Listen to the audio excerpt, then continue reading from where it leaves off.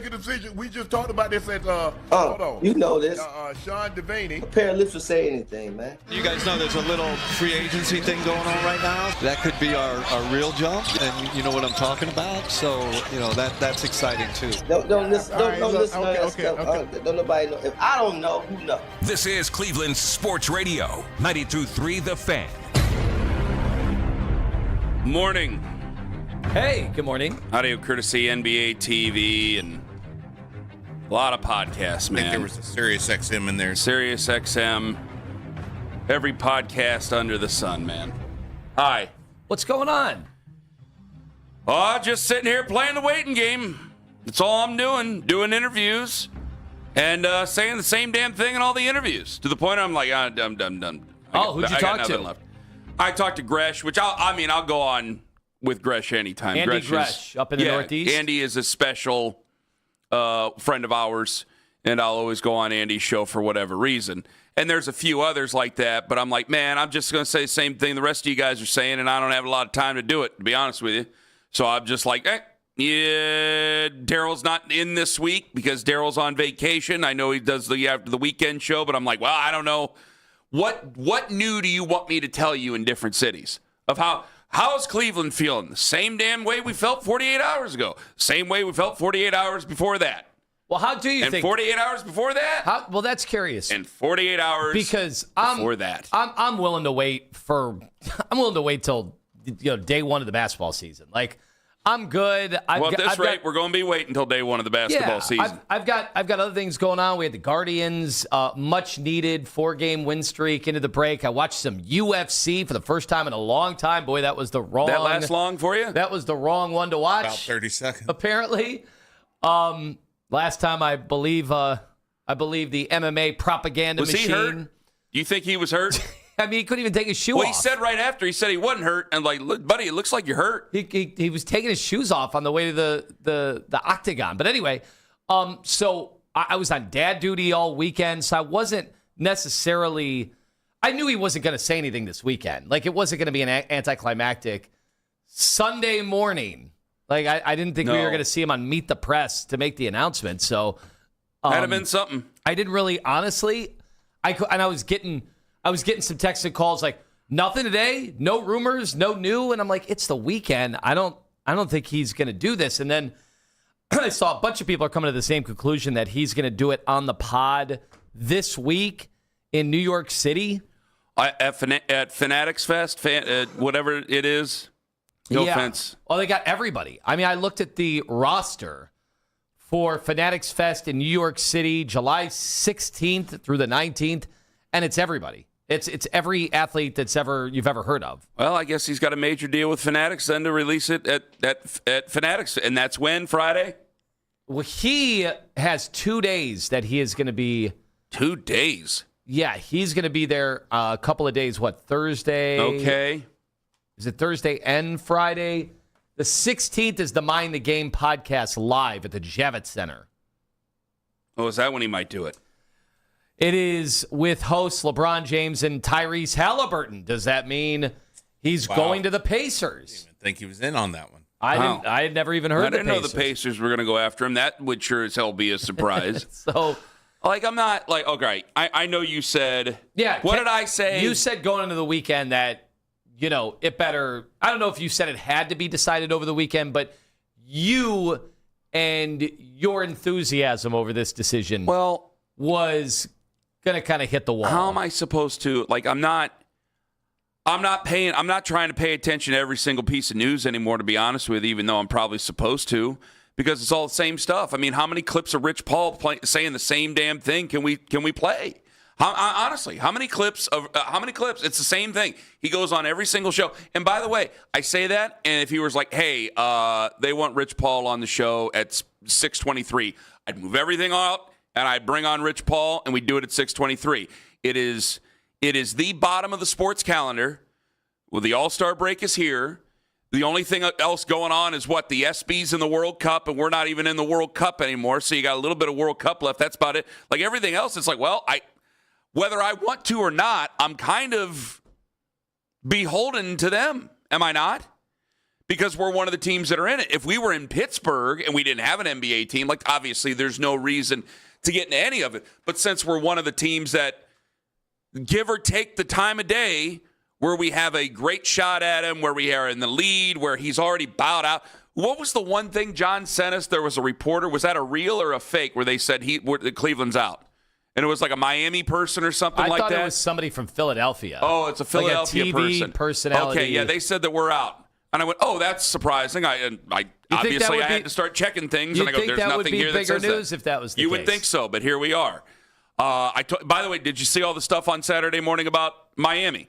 Yes. I was driving. I had to go run a big errand on Saturday, and I'm driving. I go, man, if I end up being right about the Miami thing that I was last week, I guess it's champions pose, but I can't be excited that I'm right because I think now I didn't think like if he would have decided he was no longer going to play for the Lakers and he's going to go to Golden State and that would have taken 48 hours or something like that, I think people would have moved on. Guys, we're 2 weeks into this. And so I think that the more time that goes past and the more things that are being asked and the more hearsay, because it's Akron and Cleveland, and they're both, and if you live between him, everybody knows somebody who knows him, and everybody's saying something. And it's not gotten annoying, but we're just going, man, when are you going to make your decision? And now it's gotten to the point where if he doesn't pick Cleveland, I think some people are going to be really mad at him. I think everybody's going to be mad at him. Okay, I just wanted to make sure your thoughts were. Now, I say that knowing that in 10 years or whenever, when they have a statue and retire numbers and things like that, all that will go away. But I now think of, hell, if you don't pick Cleveland, considering we've been doing this for two weeks, I think some people are going to be pretty mad, yes. But it's not like we're missing out on the rest of free agency. No, because there's not much else you can do. Or they don't add LeBron, and this is what we have. Well, right? also, I would add, and this is very important. I'm glad Owen brought that up. Yeah, there basically is no free agency anymore in the NBA. It's all trade, so it's not really materially holding up business for the Cavs. Like they were always like, let's say LeBron decides and picks Cleveland. The thought that I think more people have come around to is they're most likely going to break up Jared Allen and Evan Mobley, keeping Mobley, trading Allen. Allen's stock has not gone lower the more we get into this. Like the teams, they're having these discussions regardless because they have to have their ducks in a row based on whether or not LeBron prioritizes Cleveland or not. So it's not like, hey, oh, great, LeBron chose us, but we're out of time. No, then it's probably the Jared Allen deal. Then maybe Schroeder is a part of this or Max Strus is a part of this. That's kind of all there is to it. But none of that is changing. Yeah, there's kind of you're right. That's kind of all there is to it. So I just kind of want to know. I mean, you asked if I'm tired of the wait. Yeah, I've been tired of the wait, but I got no choice. And I wonder if I think a lot of Cleveland fans are probably in the same boat. Like, yeah, Kenny, we're all tired of the wait. We have no other choice. To the point now, if he doesn't pick Cleveland, people I think are going to be mad. And two, I think they're going to be really down on the Cavs going into the season. Because now it was, how much of a change would he make if he chose Cleveland? Well, you're still one of the better teams in the NBA.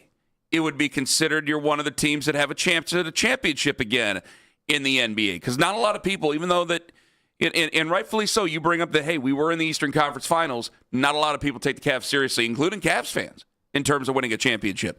And I think that because we've put our eggs in his basket, if he doesn't choose our eggs, some people are going to be really upset, and then we're going to go, you think that last year was a malaise. I don't know what it's going to be like going into this year with the Cavs, man. I don't know. Like, it's getting to the point where it's like, boy, he has to sign here. This is bad for the now, and then it's bad going into the season. Like, I don't know what they do to wake up the fan base. If they don't get him, what do they do to get the fan base on their side again and get out of this funk? Because it's been going on 2 years now. They just have to win. They would just have to win, and even then. Yeah, but if you win a bunch of games in the regular season, again, I go back to Donovan's words, 82-0, nobody's going to care. And you could win 60 games again. And I think that some people, yes, will be excited. They're basketball first fans. They might be excited, but there's going to be a lot of people going, yeah, I've seen you win 60 games before. They got spoiled. As terrible as that sounds, it sounds horrible. You're describing a fan base of like the Golden State Warriors or the San Antonio Spurs when they had Duncan. And it's like, well, this iteration hasn't won. And yet the fans have odd expectations as if we're perennial champions and ho hum, or when Tom Brady has been our quarterback for 20 years. Don Draper said it himself, Hilarious. man. What's happiness? It's the moment before you need more happiness. What's winning? It's the moment before you need more wins. You need more success. That's the way the Cavs fans are, man. It's the way God willing. I hope that doesn't pour over to the Guardians, by the way. I know I've been. I think it already has to some degree, yes. And that would suck. That would suck so much if the Guardians win the division again, and then we're like, well, we've seen them do that. Win the World Series. I think it already has to some folks. I really do. I know that you like to stop and smell the roses, and I appreciate you for it, and I feel the same way. But I'm telling you, I think it already has. And someday, God willing, we might get there with the Browns. But, we got to crawl before we walk when it comes to them. So, yeah, that's I wish I could say I'm out and I'm done with the conversation, Anthony. I don't know. I tried to reach my boiling point. I haven't reached it yet, and I don't think I'm going to. Because as long as we're in the mix, unless he comes out or Rich Paul officially comes out and says they're not coming to Cleveland, then I got to be in the mix. I got to talk about it. Because there's so many things that it could change. We're still the odds-on favorite. I mean, not just the prediction markets. The prediction markets on Saturday, there was some big boom for Miami. I mean, we are way in the lead right now on the prediction markets. And if you're just to poll people around the league, they were all kind of resigned to it over the weekend. Amina Hassan was like, yeah, it's been Cleveland. It's going to be Cleveland.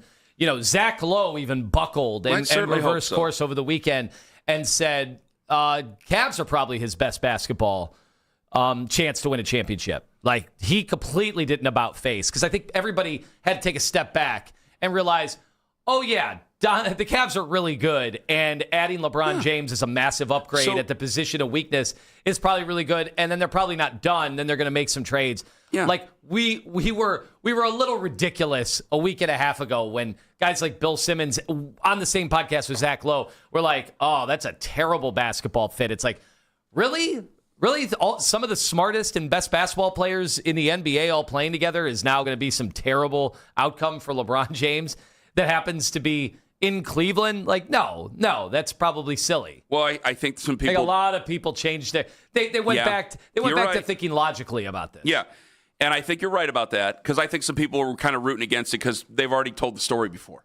And so I think people like new, fresh stories. And there's not much else to say if you're not from here, if you didn't care about the Cavs. Like Bill Simmons don't give a damn about the Cavs. So because he doesn't have anything to say about the Cavs, there's nothing really new to get into. Other than, this would be his retirement, and there would be conversations about where he fits with the all-time greats, all that other stuff. But I think that they want to tell a fresh story. For us, we just want him back because we want a chance to win a championship. Be a hell of a way to cap off a career if he went out like John Elway or something like that. That'd be nuts. But so, as much as I am, guys, I'm tired of it. I'm tired of waiting. But I got no other options, because I cannot, because of where we're at, because we owe it to the fan base. I have to remain involved. I have to remain checking all the stuff and seeing all the things that come in. So as much as I can be tired about it. Okay, that's great, Ken. I know we're all tired of it, but we're all beholden to him. I'm more fascinated by this because it's also bringing in kind of the retrospective of an entire career, and in a weird way, it is having the effect of having to truly respect this career again. Yeah. And very few times, you only normally do that when somebody dies or somebody retires. And I'm just seeing all the old clips of him with the Cavs, and in a weird way, I'm kind of enjoying it. I'd like it to get resolved. I'd like it to happen today, just so I can be confident about my basketball team and get excited about it. Season tickets. Yes. I mean, I had buddies over the weekend that contacted the Cavs for season tickets, good season tickets. Congratulations on all your success, season tickets. And the Cavs said, hold on. So I found that very interesting. They won't let them buy the season tickets yet? It was we are in this section, we are in a frozen Now that I didn't period. know. That's something right there. And it's I have buddies that they're confident enough where they want to put their money in because they think this is a great opportunity. Because they're going, well, the ticket prices are going to change. I think if he chooses Cleveland. Cleveland. In certain parts of that arena, you could see some increases for some people that could handle it. I guess I can't fault Enterprise because I think they just assume if anybody's buying tickets now, they're going to sell the tickets, right? Yeah. So you can't make you can make money off people trying to make money. And also depends on if it truly is his last year. I know there's some debate. Is there going to be another year? Is it going to be 2 years? I mean, if anybody has bucked the trend of durability in sports, it's LeBron. Yeah.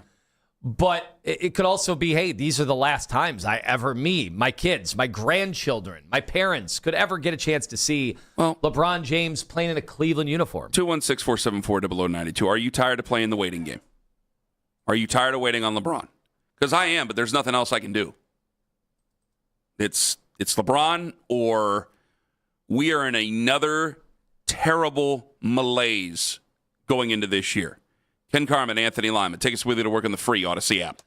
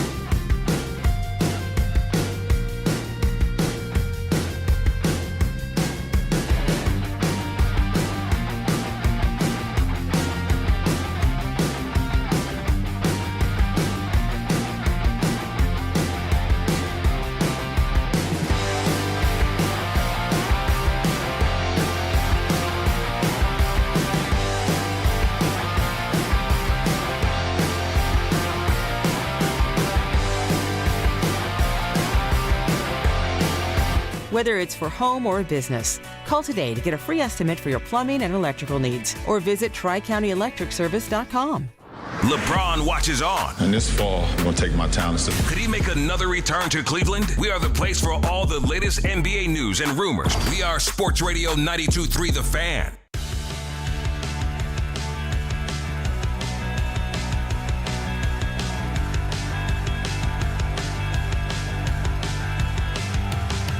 Coming up at 8 o'clock this morning, Lance Risley going to join us on the show. All right, we all know what matters to us. What's going to matter most to Todd Monken in deciding his quarterback? As the rookies report next week.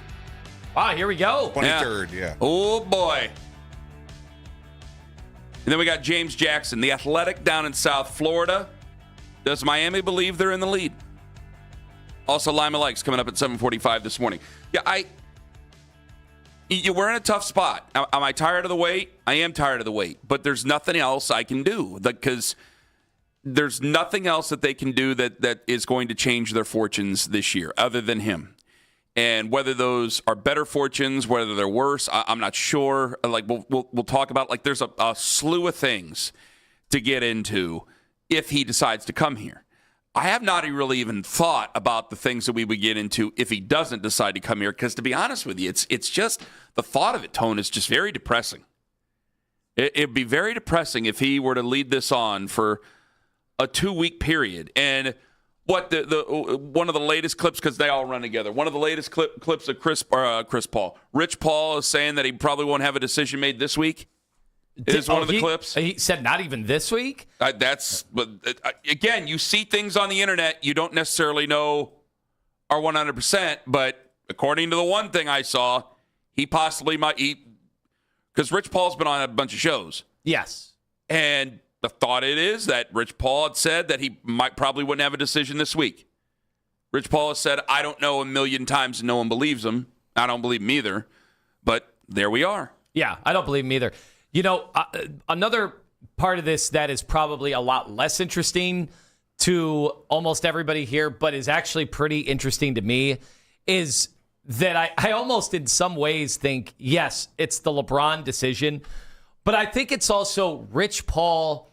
This is his springboard, his launching pad into whatever's next for him. Mm-hmm. And I almost think LeBron has partnered up with him in a cool way for their friendship that will not be considered cool by people here. Do not care about Rich Paul unless you know him and his family, right? Yeah. But I think the bigger picture stuff, and we went in Friday, went into the weekend, and I said, what's to me very cool about the Rich Paul story is that he didn't fumble the bag the way that a lot of other people that probably grew up around LeBron did, that everybody, makes it pretty clear, like, oh, well, Rich Paul's only here because of LeBron. And like Rich Paul he's had to face that his entire career. Well, I think he got a springboard because of LeBron, but I can't.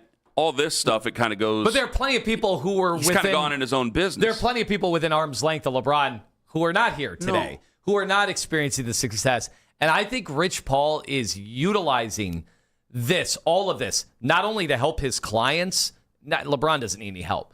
But the Anthony Davis part of the discussion, and if you look at all the clients that he had, Draymond Green is another one, that I do wonder if we're going to look back 20 years from now and think, oh yeah, Rich was orchestrating what was next in his career too. Yeah, of course. Like if you told me 5 years from now that he's a GM in the league, like I'd say, yeah, probably. What, he would want to be a GM in the league? Oh, I wonder. I wonder what's next for Rich Paul. Well, he owns one of the biggest agencies in sports. Yeah. I don't know why. I wouldn't want to go be a general manager if I had that all lined up. Oh, I'm just saying. Because don't you have to divest that interest if you're a general manager? Yeah, he would be out. But unless he became an owner, then obviously that changes things. But I'm just saying this entire last 2 weeks, I think it's been just as much Rich Paul as it's been about LeBron James. Oh, without a doubt. But LeBron, for the general fan, though, LeBron gives them something.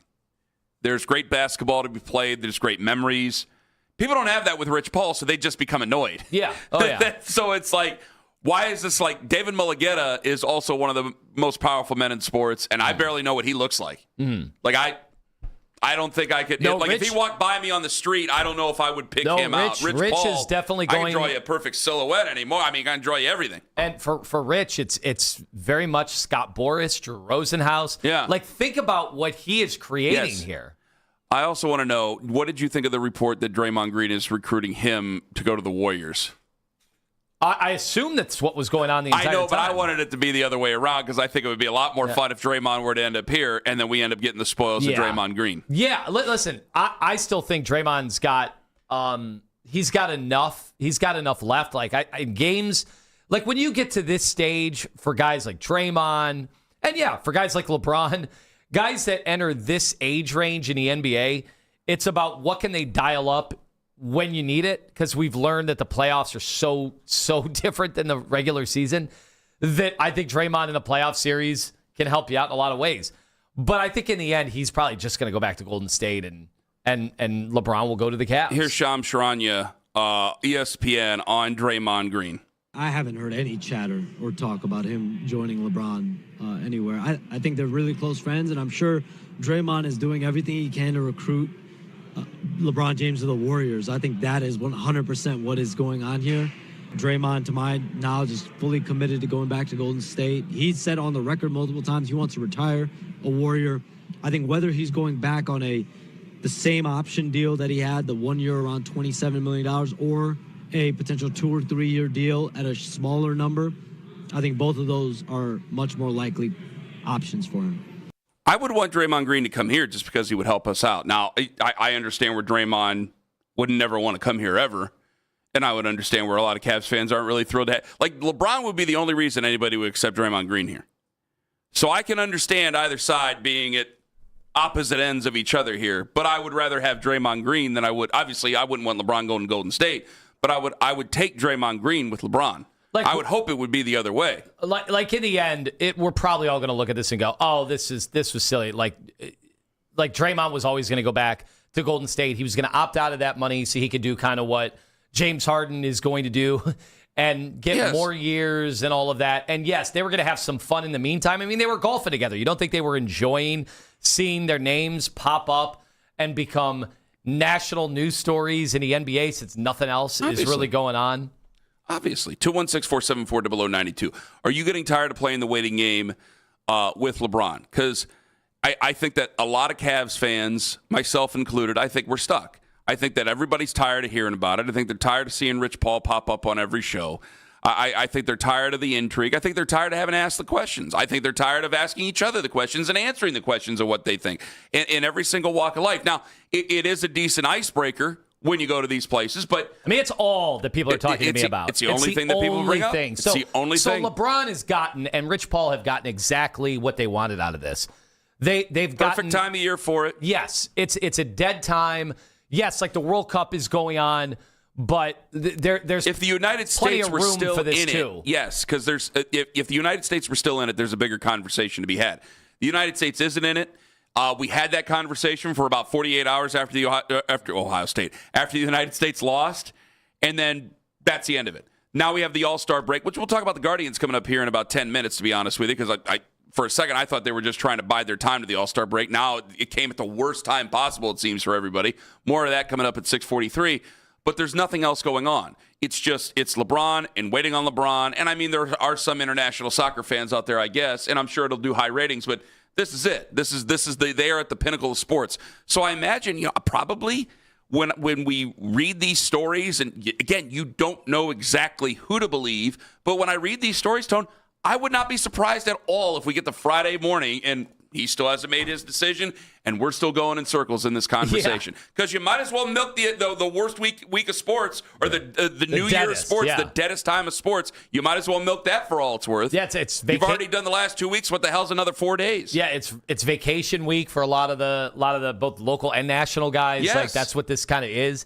Look, and summer league is like an NBA convention in many ways, and so you've got so much. So many of the big stars, or so many of the big, newsmakers in the NBA, they're all there. They're all having their meetings. The teams are meeting, the coaches, and everything with Summer League. By the way, Lima likes something very exciting brewing at NBA Summer League for the Cavs. But just altogether, I think they are enjoying milking this. And we probably should have always seen the fact that once he was no longer going to be on the Lakers, like they were going to milk this well into the summer. I know, but my God, there's only so much more you can do. And it's not the same. How long did we wait? Like, he made his decision by now when he came back from Miami, didn't he? Yeah. It was the 11th. Wouldn't the season, well, is it the same amount of time? Because didn't the season end earlier then? This is before the new travel rules. Math I don't want to do. Yeah, that's a ton of math I don't want to do either. But in 2014, it's probably the same amount of time. But again, you had a whole prime still to be playing in when there was that conversation. Of course, again, I look back, I don't see anybody else as a suitor other than him staying in Miami. And now here we are years later, and Miami's back up in that conversation, which I hate to say I told you so, but I definitely told you so. But again, I think by tomorrow we'll hear Philadelphia's getting closer to the driver's seat. I think by tomorrow, or by Wednesday, we could hear Minnesota is closer to the driver's seat. Like, again, nobody knows. So you're only going to go based on hearsay. I don't know. Most of what I've seen over the last 4 days has been pretty consistently Cleveland. And so now I'm to the point where I'm going to be surprised if it's not Cleveland. Like, I've gotten not even my hopes up. It's not even I've got my hopes up. I will just be almost stunned if it's not Cleveland at this point. You knew how I felt last week about just waiting around and letting LeBron come to his own decision. And I thought that was a major mistake. So at 7 o'clock, thank God Kenny Atkinson finally said something. I understand he's not the right messenger for a lot of folks, but thank God somebody from the Cavaliers came out and finally said something. I'll tell you why at 7. Coming up in 5 minutes. Now, the All-Star break came at maybe the worst time possible. Ken Carman, Anthony Lima. Take us with you to work on the free Odyssey app.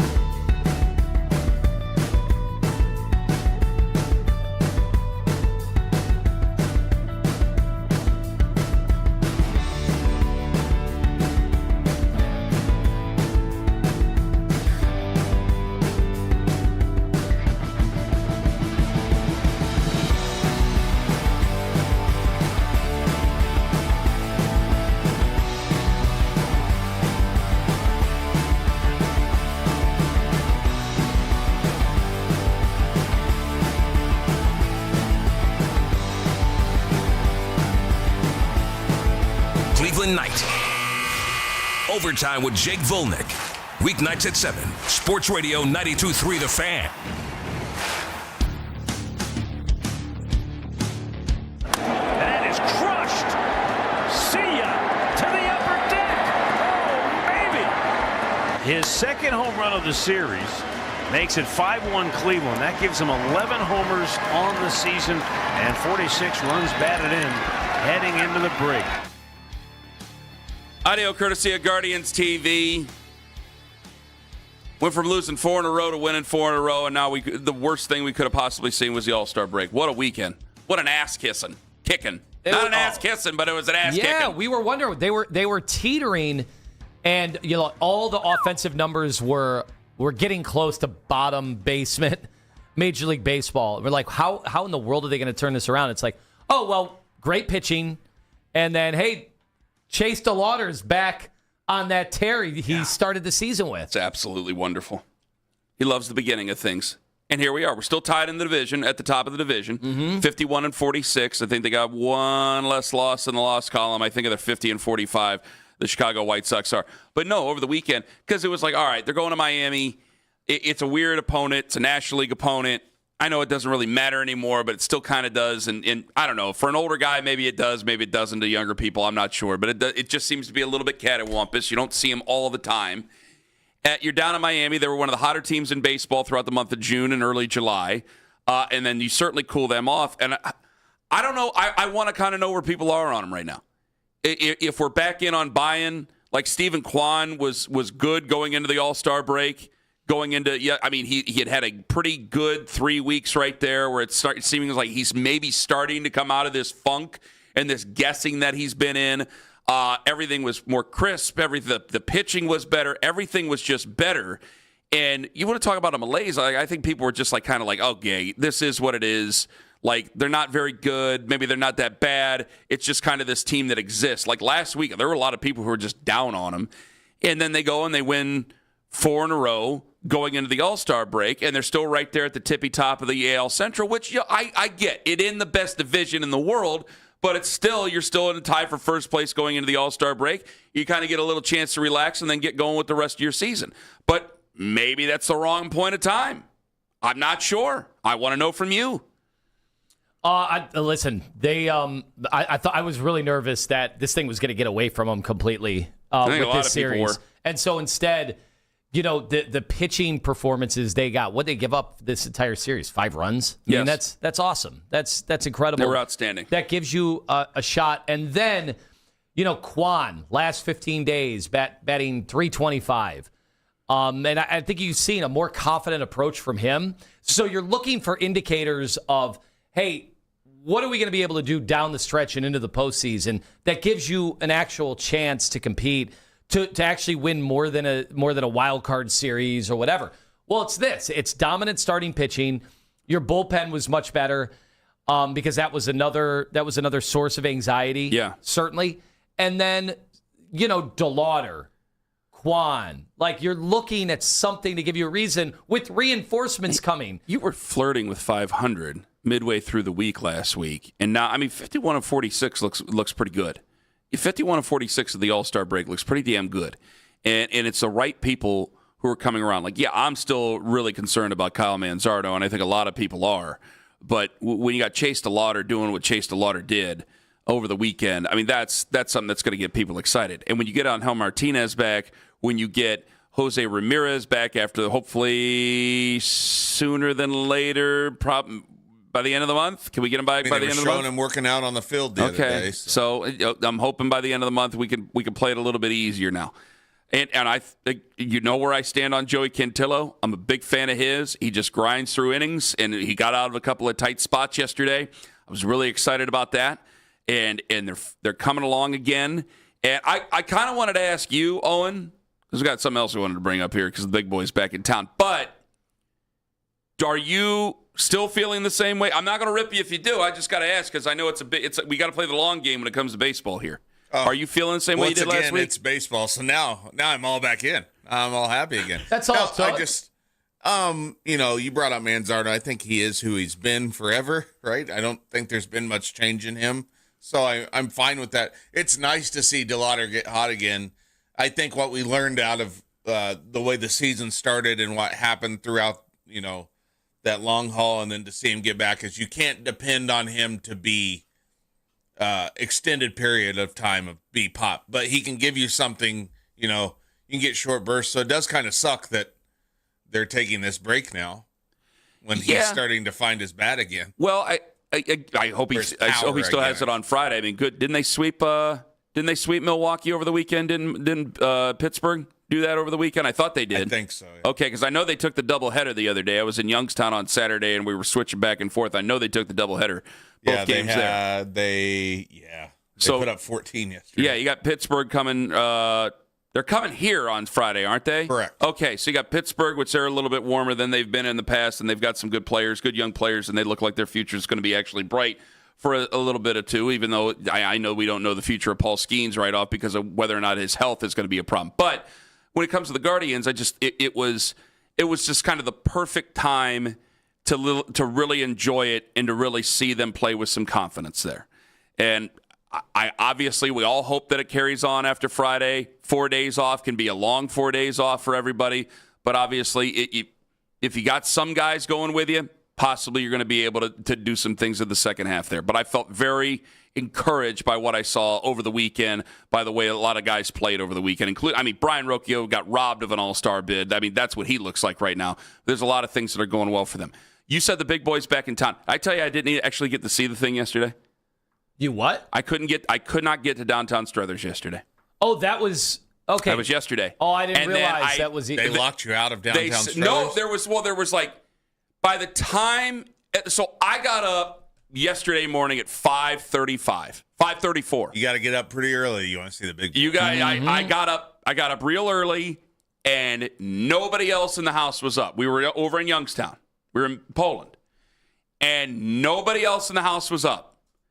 And I'm waiting. I mean, this is a house of early risers here.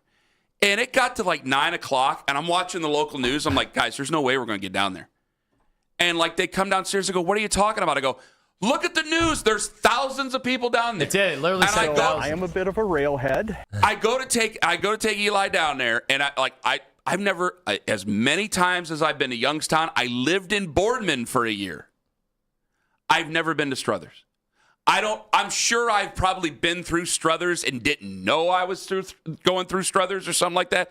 I've never remembered ever being in Struthers, Ohio. It's like, it's the one place, that and Campbell are the two places like I don't know anything about in the Youngstown area. Everywhere else, Latonia, Lowellville, doesn't matter, man. I think I've been there. Columbiana down there, it's all been there. This, I have no idea. And so I'm reading about these road closures, and I'm like driving around and go, because it was like 4 miles away. And I get like in the area and I go, this is impossible. And I didn't tell Eli what we were going to go see because I didn't want to get his hopes up and then not be able to see. And then I'm trying to drive around, and they're like, man, you're just not going to be able to see it no matter where you go. And then her cousin said, because he lives over by Penguin City Brewing Company, and he said, yeah, they came right by. There were about 100-some odd people there. I go, I didn't even see it. I didn't even think about it. All right, well, it's scheduled to depart Conneaut at 9 a.m., begin its westbound trip across northeast Ohio. They started doing live hits. I think they started doing TV at 7 o'clock in the morning over there. And they were doing live hits. And Lima, it's like 7:13, and there's thousands of people walking around. And they all look the same. It's all got guys who are wearing kind of like the light flannel shirts, the T-shirts, the hats, the glasses, usually a beard, usually a little weathered, usually a little older men, jeans. Like these are train people. They love the trains. And I'm like, there's no way I'm going to be able to see it. So now I'm just going to have to take them to the train museum because I couldn't do it. Wait, so it was impossible. So it's not. Wait, but you can't do it today? I can't do it today. No, I got too much. I got to go over to 8. I got too much running around to do today. So you missed it. You've had 3 different opportunities. Stopping in Rocky River today. Yeah. I can't go home and fetch him and bring him back today. I got to go over to the TV station. I got to go to the TV station. I can't fetch him, and we're just going to run into the same problem. TV can wait. No, it can. It's my job. I have to do it. I can't just wait to do my job. It's gonna be here. So how about this? I'll just, if you say that job can wait, then I'll just leave you guys to do it, and I'll just leave for the rest of the show, and I'll go get him, and we'll go wait out there in Rocky River. That's fine. So LeBron's your not wife making doesn't. that announcement. He ain't making that announcement. I bet I could. Your wife doesn't have any interest in. She's got to stay home to work, and she's got to watch the kids and the other kids and the neighbors. There's nobody. I can't ask that of You them. gotta I get can't him. ask that of the neighbors. I Gotta get him up. if he doesn't know If what you're he's in missing, Streetsboro, stop by Ken's house. So remember, bring him up. don't go and Knock get on my the kids door. at Streetsboro. No, Owen, that's a bad idea. That's a horrific idea. Go back and listen to the audio when we were criticizing Ken, and Ken's big defense is there's another opportunity. Yeah. There was and now another you've opportunity. squandered the other opportunity. Okay, well, you know what? I don't know where the hell they keep the damn thing. Maybe we'll go on a family vacation later to Omaha, Nebraska, or wherever the hell they keep the damn thing. I think it's in California. They got one over in Seville. Don't they have a train museum in Seville? They don't have the big boy. So what? They got other large trains over there. He'll It like ain't the big boy. Well, maybe you can see the downtown track, which is pretty cool, that they come right through Tremont and up there extended. And maybe you can just FaceTime your kids. And that doesn't count that's either. what they'll remember. That doesn't count either. During their formative years. The time Dad missed the other opportunities and Whatever. FaceTimed They us. see more of me than you saw your. All right. See, I didn't want to get. They got to turn on Channel 8. Didn't want to get personal. All right, Lance Riesland joins us in just over an hour. Lima Likes at 7:45, and thank God Kenny Atkinson finally said something because somebody from the Cavs had to make some sort of a pitch. This was getting ridiculous. Ken Carman, Anthony Lima, live on the Fan.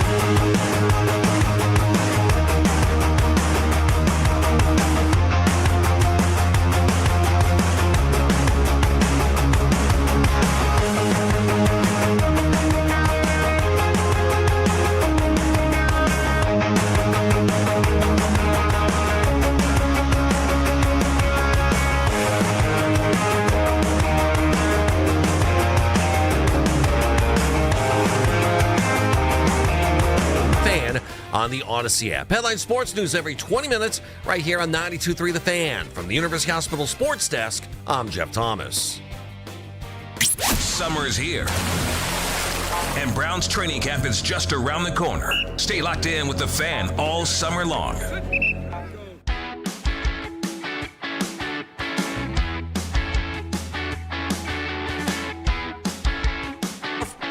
1 hour from now, Coach Lance going to join us on the show.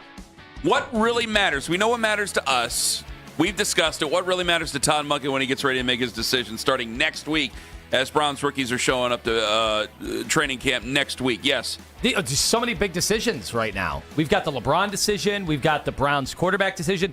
And with Big Boy coming in, some people are wondering if that's how LeBron is going to make his decision. That'd be amazing. Of all the ways to do it, that would be the least likely one we would have thought to do it because I've never known him to be a train enthusiast. Listen, he took up golf recently. Those trains are a good time, Could this be the next part? I could see a lot of people getting involved with trains at any time in their life. Trains are a good time. All right, so I wanted to play the Kenny Atkinson this is from the NBA Summer League, where finally somebody from the Cavs have broken their silence about going after LeBron James. Lima and I were having a big argument last week about this because you were like, who cares? They don't even need to. I'm like, no, they need to make some sort of a pitch. Well, Kenny Atkinson on SiriusXM NBA Radio said that they are in the mix for, well, he didn't. Did he name LeBron by name or did he just kind of dance around it? Here's Kenny. Listen, this is an exciting time for us. We're in the mix for the greatest player of all time. My personal opinion. So it's exciting, right? Like, man, I think you're nervous, but, we understand how it is. He's obviously has earned that right to take his time. Obviously, family plays a big part of it. But I know the state of Ohio, man, that there's something special there. Obviously, all Cavs conversations brought to you by the fine folks at Surfside Hard Iced Tea. We'll ask you to please enjoy that Surfside Hard Iced Tea responsibly. 7:04 and 49 seconds for those scoring at home. You hear Kenny Atkinson. I'm glad somebody has finally been a little bit public because it seemed that there was every single person who had ever been associated with any of the other teams who has spoken out over the last couple of weeks about, LeBron makes sense here, LeBron makes sense there. You got Gary Payton talking about why he needs to go to the Warriors because Gary Payton Jr. plays for the Warriors. I think there was the conversation we've heard about the Timberwolves and some former Timberwolves saying that LeBron needs to go to Minnesota. I'm glad somebody has come out and said some things of any consequence, because what I didn't like was the argument we had last week where you were just willing to basically sit around and wait for LeBron to make his decision, which I just thought was, I think it would be foolish. If a man who has... Well, wait, that's not exactly my take was that the pitch, there needed to be no more new pitch to LeBron. That was done. We were talking about making a public plea, and I'm like, I think if anybody's making a public plea at that point, like, they probably know he's probably not I don't need coming to. Well, wait a minute. I need the Cavs to make some sort of a plea. I didn't need fans or anything else to make a plea because I think we go down a weird road because we have made public pleas before, very public pleas in the past. I do think, though, that it needs to be said that the Cavaliers are definitely in on it. I know that it can be a sensitive thing because you don't want to rub him the wrong way. It's his decision. And I think that he holds the cards to our happiness.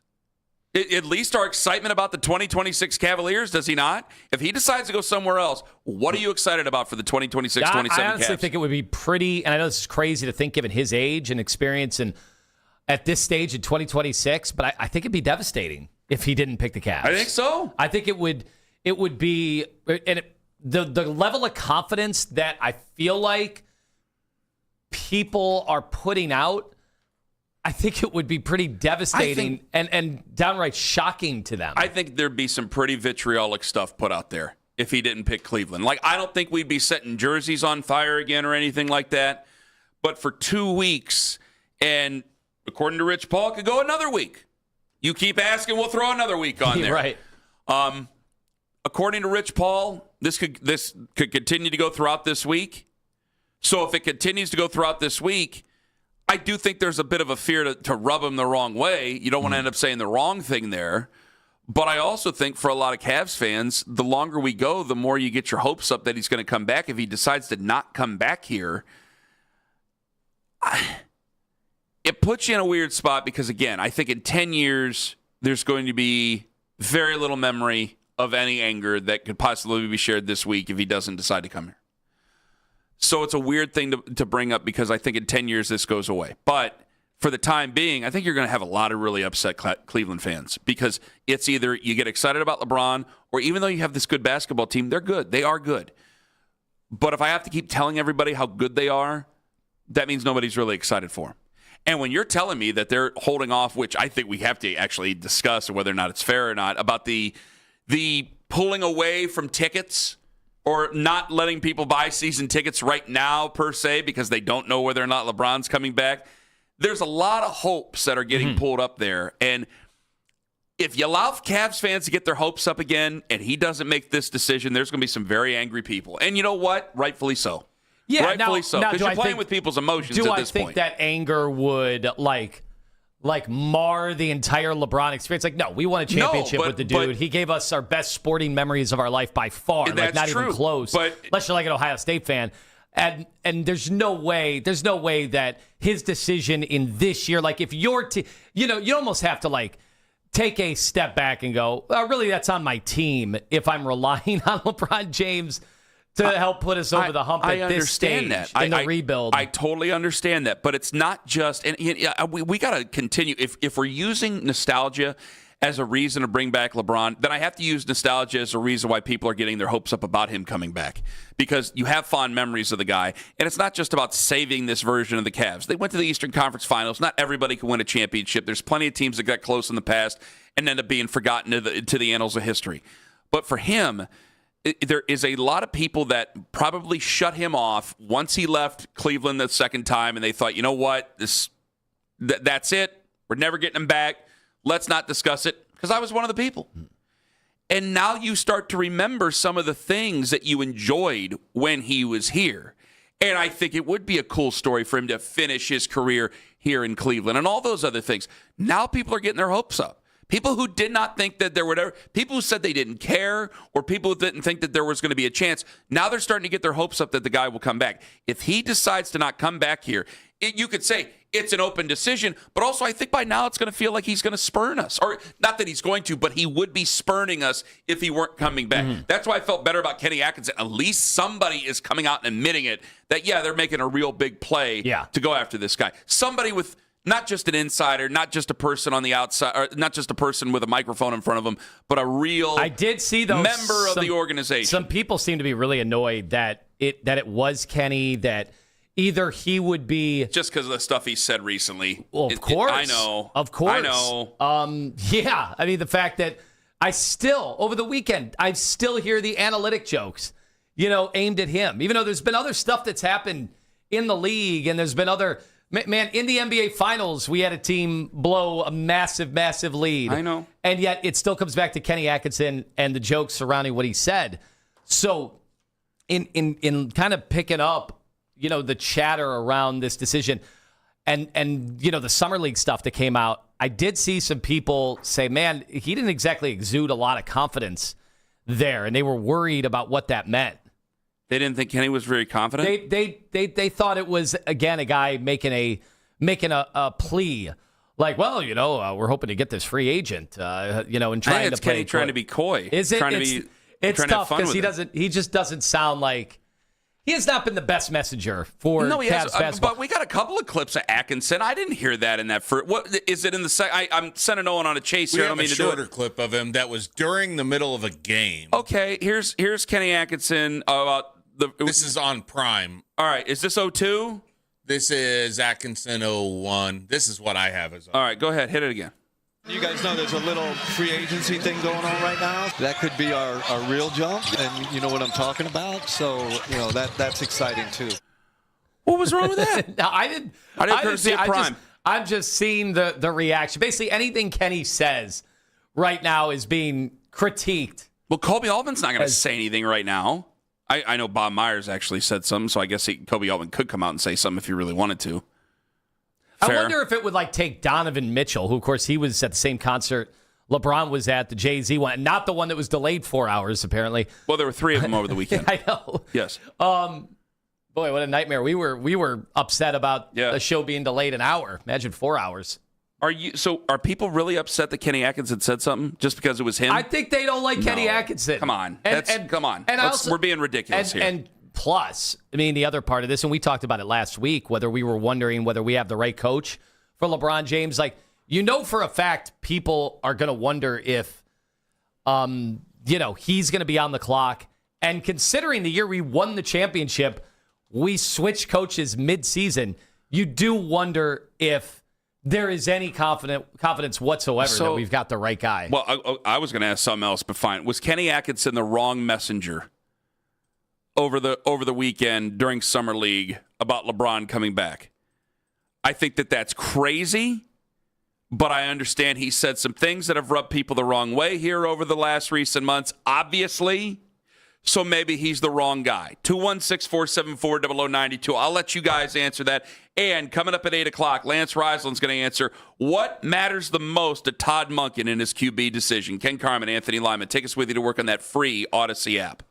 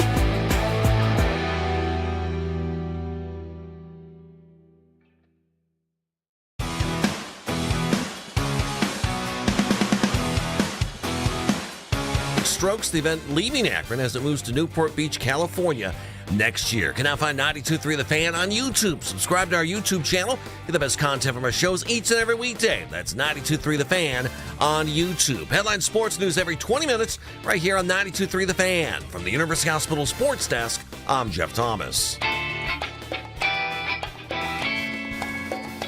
4 or 5 teams, or everybody kind of still wide open? I don't know nothing about no narrowing down, Joe. Team he chooses, I don't know yet. We'll see what happens. Pitches, I don't know about pitches, but, listen, I just tell them take your time, and whenever you're ready, just let me know. If I don't know, who knows? That's Rich Paul on several media outlets. He doesn't know. At least that's what he says. Yeah. That wasn't from when the season ended till now. That was just Saturday and Sunday. Yeah. Hey, look, last time LeBron did this, it was a weekend. I shouldn't say the last time. The time when he came back to Cleveland, it's become kind of this funny story in the NBA that the Cavs were working on other stuff, and Rich Paul had to call the Cavs and said, "What are you doing? What are you doing with your cap space? Like, what? You realize, you have a shot here." And then LeBron informed them, or Rich Paul informed them. So this was like news to the Cavs. Like, they could have had some hope, but this was kind of news. And you wonder if that's what it is this time around as well.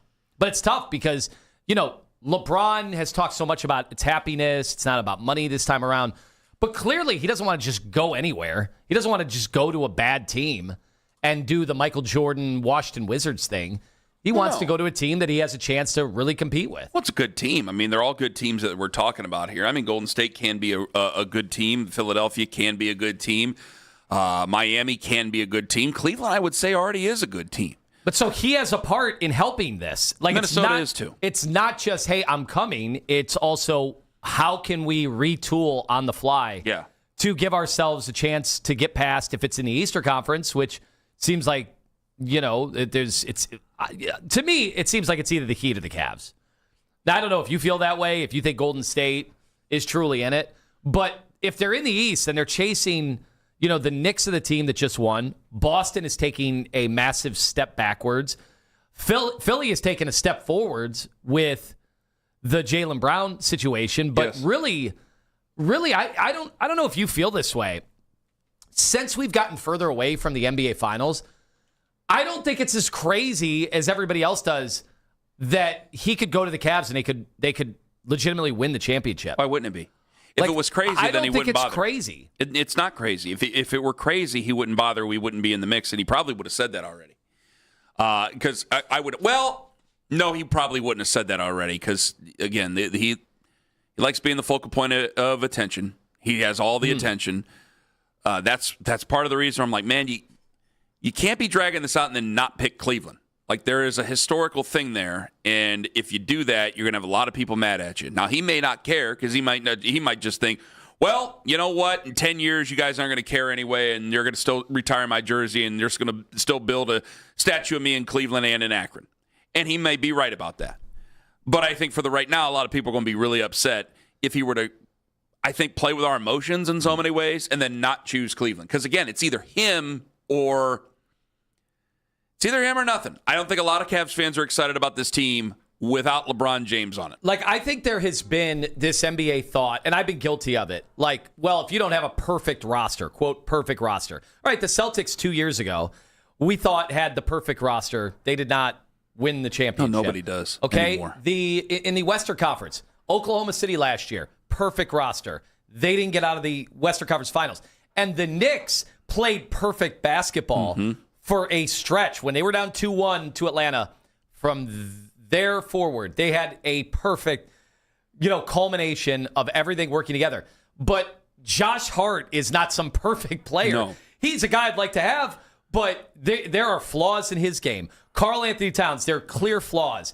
Jalen Brunson is not a great defensive player. Yet, all that came together, and you could debate it. You could pour water on it every step of the way, and they won the championship. So I'm just not listening to people anymore.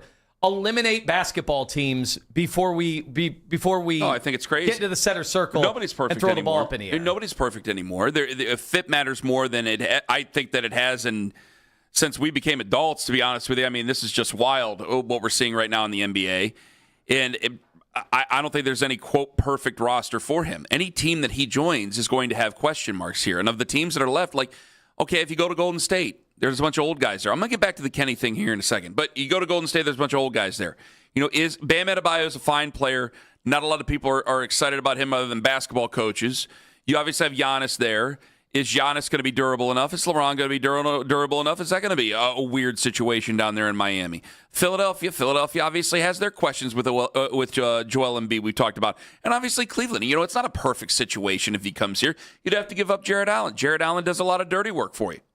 Now, I don't think I would say Jared Allen is the missing link to having a real competitive basketball team to win a championship when you just went out and got LeBron James. But damn it, there is no situation where it's just like, this is the perfect team and just punch their ticket to the finals and that's it. I think we've learned that over the last 8 years. So what can make it the best possible? Well, you have a determined person in Donovan Mitchell. I think that you can do a lot of great things with Evan Mobley being around LeBron James. I think LeBron will be determined there. And obviously James Harden has a monkey to get off his back there when it comes to the postseason. So all these guys have a lot of reasons to push forward with LeBron James. If LeBron doesn't pick him, though, I think that even when you have just Jared Allen, Evan Mobley, James Harden, and Donovan Mitchell, that's a really good basketball team that I just don't think that Cavs fans are really excited about.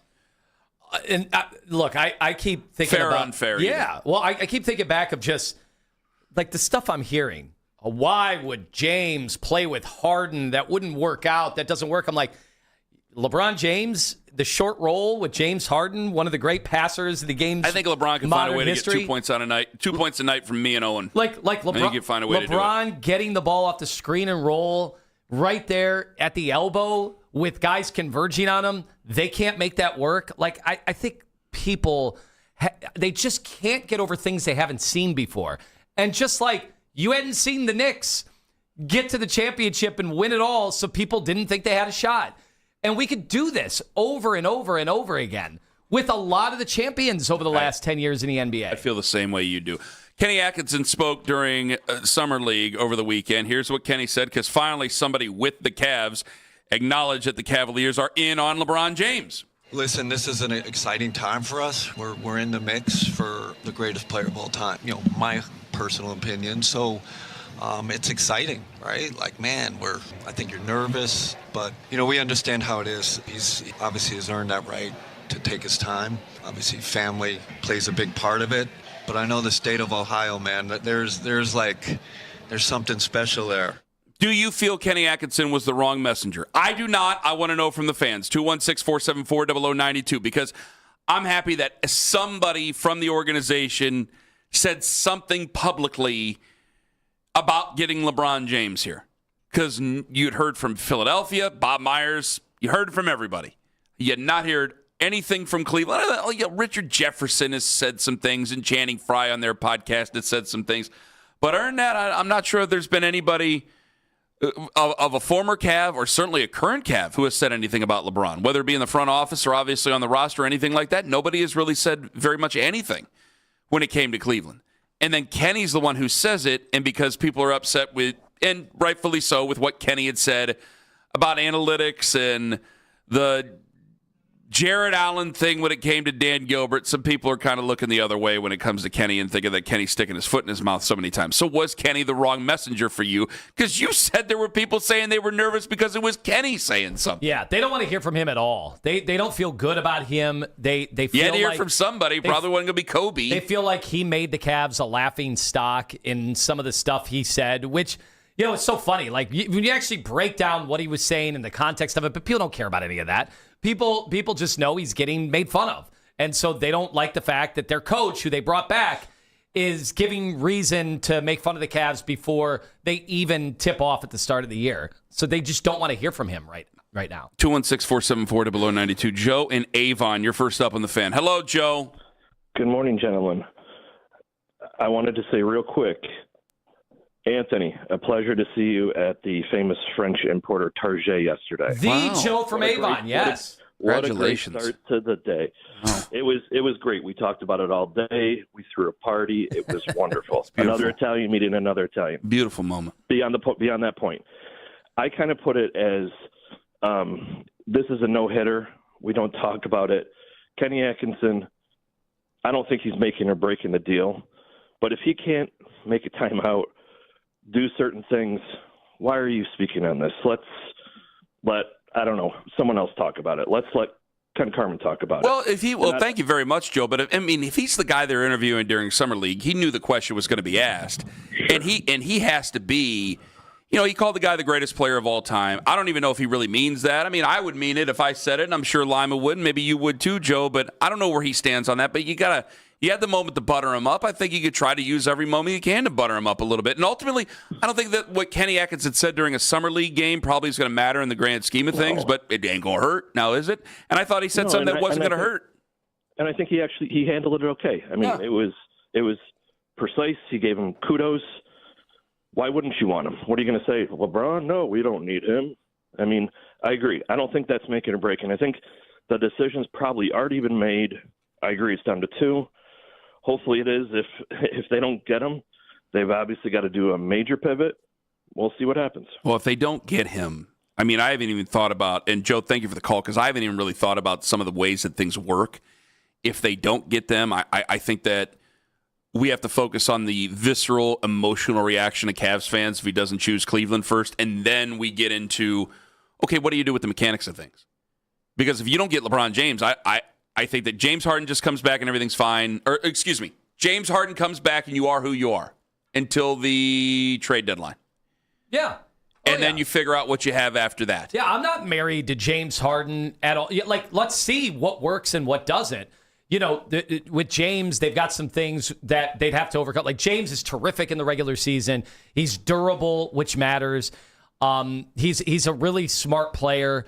He is aging. You did see him hit a wall last year. They also played him more minutes than anybody else on the team. So ideally, you wouldn't want to rely on him the way that they did last year because that doesn't necessarily set you up for success. Mechanically, I think a lot of people just have their hopes and dreams on LeBron. If he weren't to choose here, I just think we have to go into the season as we are and see what moves can be made after the beginning of the season.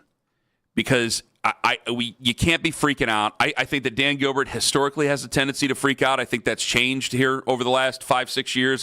He seems to be a lot more patient with things. I know what he tweeted after the season. I think he felt the way a lot of Cavs fans felt. I thought it was the right thing to put out there for the fans. But I think he's become a lot more patient, and I think he's become a lot more rational in his decision-making here over the last few seasons. So for them, my goal would be, all right, let's let us react to it. It ain't going to be fun. It's not going to be good for the Cavs. It's not going to be a good reaction for LeBron. It's not going to be a good reaction for everybody. It's going to be ugly if he doesn't choose here. But after that, hey, let's calm down. We still got a good basketball team. It's still one of the more formidable teams in the NBA.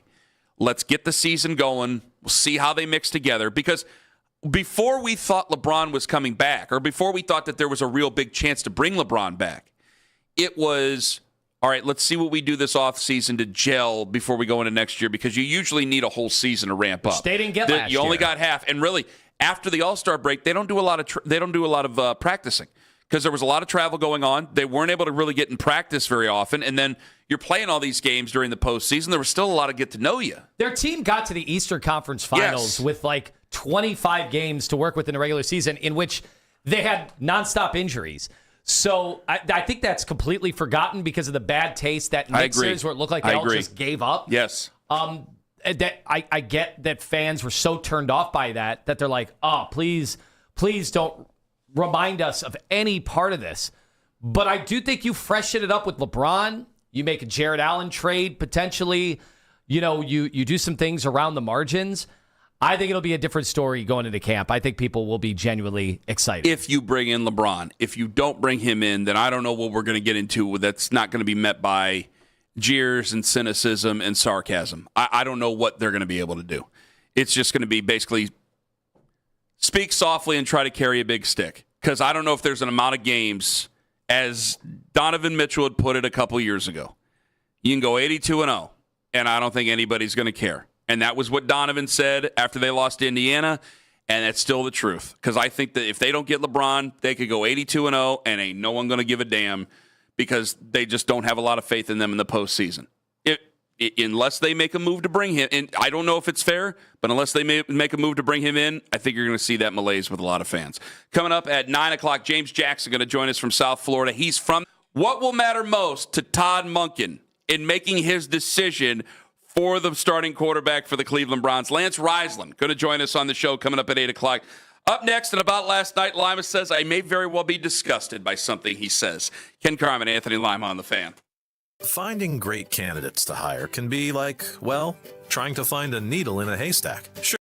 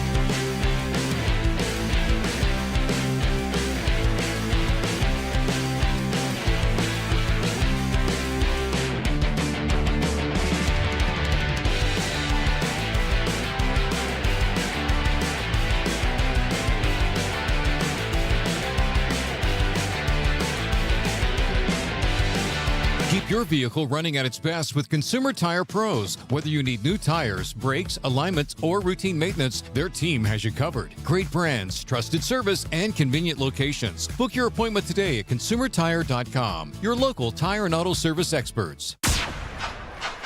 July could make or break the Guardians season. Talk about the Guardians anytime you want. We are Sports Radio 92.3 The Fan. Does Lima like? Or does Lima no like? Like? Tell me likey. I'm liking it. I like it a lot. No like. He doesn't like you. I don't like you either. You're tacky and I hate you. Like or no like. Like or no like. But I definitely knew what I liked, and I definitely knew what I didn't like. Folks, your Guardians, they're turning things up right before the All-Star break. Lima Live. First of all, Cantillo, Lima Live. Bybee, Lima Live. Messick, Lima Live. all getting it done in the 3-game sweep of a good team. We were wondering how they would round things out before the break. Would they be able to hang in there as they were kind of teetering, and they dominated. And the pitching was fantastic. And then things are starting to get interesting with Lima Live. Have you seen Stephen Kwan, ladies and gentlemen, Yes. in the month of July? Yes. 345 batting average, 457 on base percentage, 974 OPS. You know what I'm doing. People on YouTube know what I'm doing. No. 30 million. Not that much money. 40 million. Not that much money. 50 million. Hey, Steven, haven't we come back to our senses now? Have we come back to our senses here? Here you go, young man. Here's a pen. Would you like a little bit of security here? Especially, we're going into uncertain times here, Steven. We have a lockout coming up here. Here's a pen. Here you go, buddy. How's that swing speed looking? Right there. There's the initial there. Swing speed. Is the swing speed better? I just assume it has to be. I thought it was more. Some people thought he was slowing down physically. I thought he was actually not confident up there and guessing. Mm-hmm. I should have asked Justin Latta that on Friday. I'll text him that question. Well, I'll build that time machine. We'll go back and ask him. We could possibly do that. Go right on ahead. What do you know? They are just now -2 in run differential. I like that. Folks, we got a team that is poised and ready heading into the All-Star break. Let's continue on. I'm alive. All the LeBron watch. Should we have been on the Malik Thomas watch all along? Summer League, ladies and gentlemen. They are giving you a reason to love a Kobe Altman draft pick. How about 40% from 3, 30 points, 4 assists, 7 boards, 4 steals, 2 turnovers in his second Summer League game. First one was good, too. He has been lights out. He's been with all these sterling performances out of the Summer League from all the top draft picks. People are starting to wonder if the Cavs got themselves someone special. Did we get a gem? Did we get a gem? Did we get a gem? And why not? Summer League's the time where you dare to dream. Did you see the Lakers put a basketball practice court in the ballroom there at one of these places? Oh, yeah. It looks beautiful. Absolutely stunning. Just saying it. Too bad they don't have LeBron James. No, they don't. Rock and Jock goal in Well, they those wouldn't have ballrooms, so I don't care. Wouldn't have LeBron anyway. I mean, he's in season 23. Ain't no way he's going to be at Summer League. We had one of the all-time sports embarrassments over the weekend. What was that on Paramount Plus? Conor McGregor, his first fight in the UFC in 5 years. Oh, my goodness. What is going on? About as anticlimactic an end as there could be. McGregor's injured. There's some injury he's dealing with. But why do they... It looks like his right leg. Is it his ACL or something? Wow. Why? I don't understand. Max Holloway, ever the sportsman, didn't want to inflict further punishment. Massive disappointment for Conor McGregor. My gosh. That is crazy. Audio courtesy of UFC. That's got to be as bizarre as it gets, because if you're the Max Holloway guy, like, guys, I don't know much about UFC at all, okay? But it's so weird. He had to ask, like, 3 separate times? He looks to the ref like, you want me to continue to beat him, or what do you want me to do here? Yeah, like, he saw it. He knew it instantly. Fighters know. He's like, he is not feeling good. Okay, I'm just going to lay into him some more. Here comes 2 more to the chops. It was weird. Yeah, McGregor posted. I mean, he got out of there very quickly. My head gasket is gone, he wrote, destroyed. I had no injuries going into the fight. I was throwing kicks, planting, and jumping all throughout camp as well as backstage before the fight. This came out of nowhere. I am beyond dark here. I can only describe it as hell. That's Is he Conor saying he McGregor. had the fighter's equivalent of the yips? I don't know. I mean, he has one fight left on his UFC contract. This is one of the rare. I have not been into the UFC in a long time. Like 15 years ago, I was Only in on time every with fight. Stipe, that 10 was years it. ago. Yeah, Stipe. If there's another local guy, maybe I'll get into it then. I covered John Bones Jones, because he was from that area in central New York. Oh. And I went to these fights, and for whatever reason, it's tough to stay up that late anymore. All the big fights end around 1:00 in the morning. I got to be up first thing. It's maybe just not for me anymore. But Conor, I got to tell you, people were into this fight. People were texting me, and I haven't heard from people about the UFC. I got nothing about it in a long time. But I was never really into it, so I can imagine. You said your kids were Well, my kids went to, two of my boys went to separate, watching events, right? One of them sleepover. The other one went, older one, he went to it. I asked him the Sunday morning, I go, what time did you get home? He goes, yeah, it kind of sucked. I got home 12:30, something like that. He did not have fun. They did, though. There's a kid named Gable Steveson. He won an Olympic gold medal. Heard of that name. He fought the other night, too. I think he's had 5 professional fights, right? His first UFC fight. That'll be one to watch. He's going to be fun. He's a big guy. WWE had him on that futures contract for a time, but he'll be fun to watch. Does it not feel the same? This wasn't a $100 pay-per-view. The fact that it's on Paramount, do you feel like, you were gypped, but were you really? It's on a streamer. For those people that still do the, let's get together. I think we're probably too old now to go to friend's house and get together. But man, the times of going to the bar to just try to get in to see the fight. I did it as soon as Stipe a few years ago, right? Went to a Harry Buffalo and watched Stipe fight. Yeah. And it was pretty awesome. It was.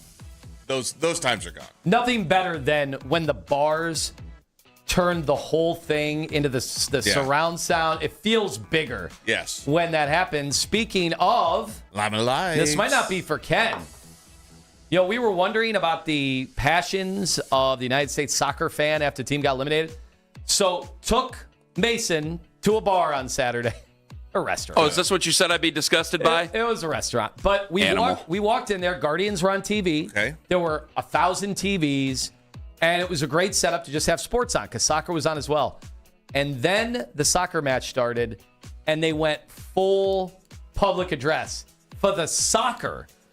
The whole bar became a soccer bar. I didn't think it was billed as one or anything like that. What do you think, Ken Carman, of the fact that it wasn't a USA soccer match, that the sound took over? While were people enjoying themselves? Everybody was watching. Now, you can't tell what people were technically watching. Anthony, I imagine they were watching the soccer. I was at a place that probably is the same exact place you were at, just in a different city. It was Norway, England, by the way.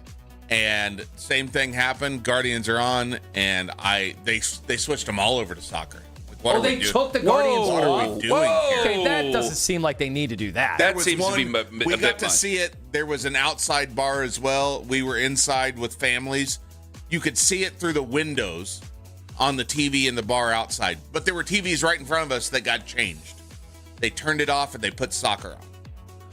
You should leave a couple of them on the Gardos. And they had a ton of TVs. This is a big place in Northeast Ohio. I don't agree with that. Other than that, usually the bartender acts like they don't know what they're doing, so they just change them all. Sure. Even though they know exactly what they're doing, but they don't want you sitting there bothering them just to change the channel all the time. Does this mean soccer's officially back, Kenny? Is it back? It does mean I won't go to that establishment when soccer's on anymore.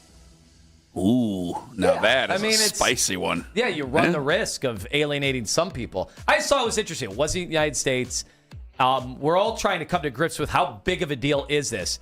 And I mean, there were a lot of kids in soccer jerseys. And I keep seeing that, the merchandising of the soccer stuff, especially the kids stuff. The kids are asking for the soccer jerseys. It's the right time of year, too, with that. Yeah. You buy a Team USA jersey, wear it all of July, right? It's our patriotic month. It works. Things are cool. One final note. I'm alive. What has happened to the once proud University of Michigan athletics? Remember when they were winning championships in football and basketball way back when? What happened? Now they are in a deep investigation with their Board of Regents into the culture of its athletic department. Just now they're having this. Oh, yeah. Yeah. This is a sad state of affairs. If you're a Michigan fan right now. Just coming around on all this? Are you walking around feeling dejected? Are you embarrassed? Are you humiliated?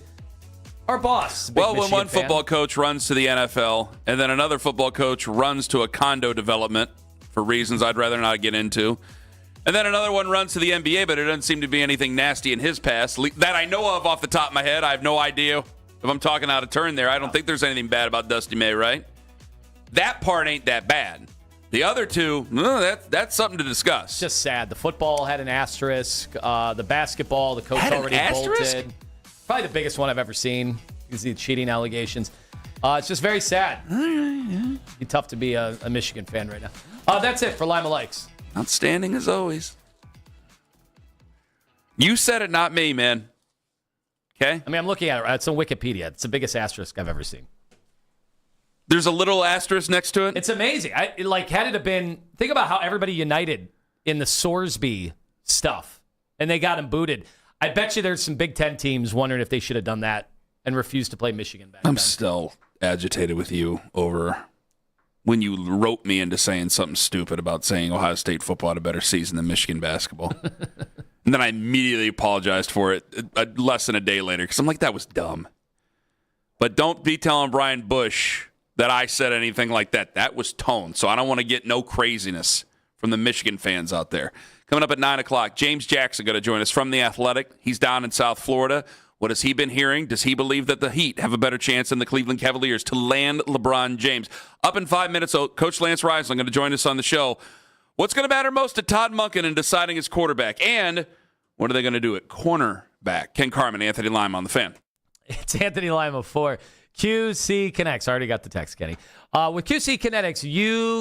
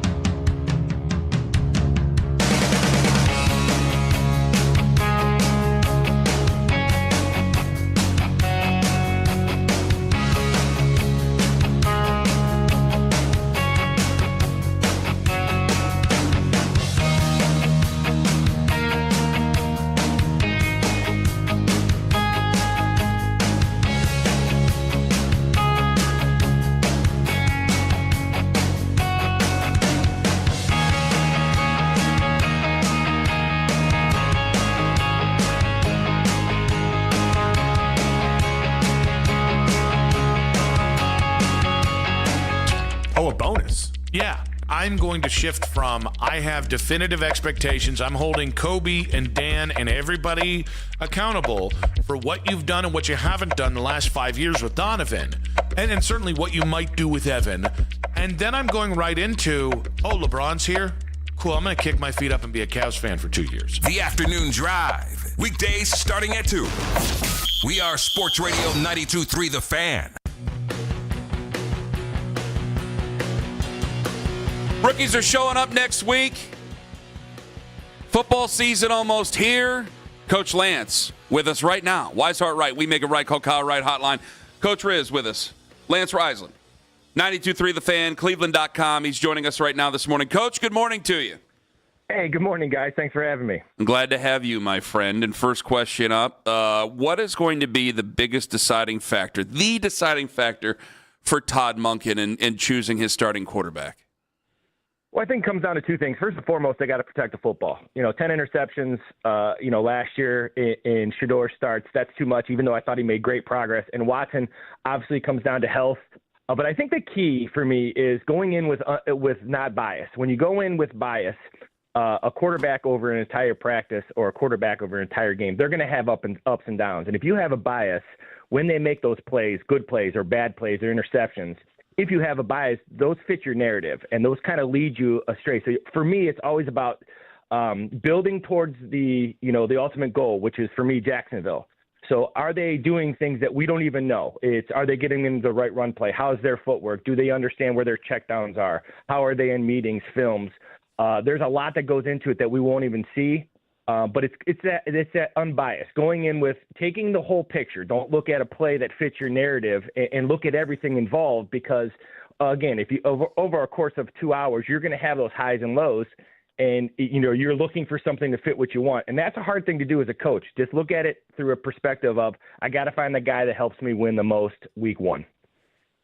It's so interesting seeing the over-analysis of clips online from, whatever workouts the quarterbacks are going through and some of the stuff we had from minicamp. But I got to ask you because, you understand that it's not necessarily about working on everything at this time. Sometimes it's just picking up the mechanics or whatever. So when you're seeing our two quarterbacks are going to be competing, what is it that they have to get better at and what they have to try to stress with their personal quarterback coaches and then eventually with the teams? Well, if you start with Deshaun as the older guy, he's got to make sure that he is doing everything right off the field because for him it's been about health. So he's got to do everything right now in terms of his rehab, making sure that he's in great shape. A lot of injuries happen when you're struggling with your fitness. So making sure that his fitness level is at the highest, which I thought it was when seeing him during the summer. So for him, it's a lot about just being able to be fit and being available. I've said it before, and I'll say it again. The ball is still jumping off his hand. I've seen no regression in that. His feet look really, really good. So I was very impressed with that fitness-wise. So he's got to make sure the off-the-field stuff. In terms of Shedeur, I think he's got to continue to work on his footwork. And his footwork, people say, well, what do you have to do with footwork? You'll see all the drills. For me, footwork always ties into, do you understand what you're seeing? And the more that he understands what he sees from a defense, the feet match the eyes. And when the feet match the eyes, that tells you that a quarterback knows where his progressions are based on the coverage and can he get to his check down.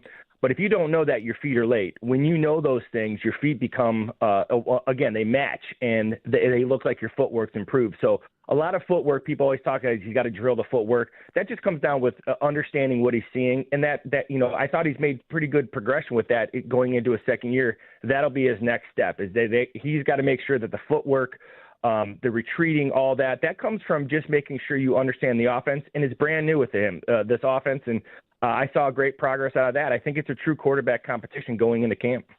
Lance Riesland joining us here on the Wise Heart Right, We Make It Right, Call Kyle Wright hotline. What do you believe that Shedeur does well that we don't talk enough about? Well, I think for me, I think he attacks the middle of the field, those chunk plays from 15 to 25 yards. I think he throws the ball extremely well vertically, but more importantly, between the hashes, in that 15 to 25 yard range, which is so important in the NFL. Off play action, the high lows on the digs, the under routes, the bang 8 routes on the outside, just the ability to throw the ball especially on that first progression, when he's seeing what he's seeing and he can transfer his weight from the backside to the front side, I think he throws the dig route, the curl routes inside. I think that's what he does very well, which is so important in the NFL, especially in this Todd Monken offense, which is trying to find space. And a lot of times in the NFL, these corners are locked down. These corners are elite athletes, so you got to be able to work the middle of the field. That's what I think since he's gotten here, he's done a great job of.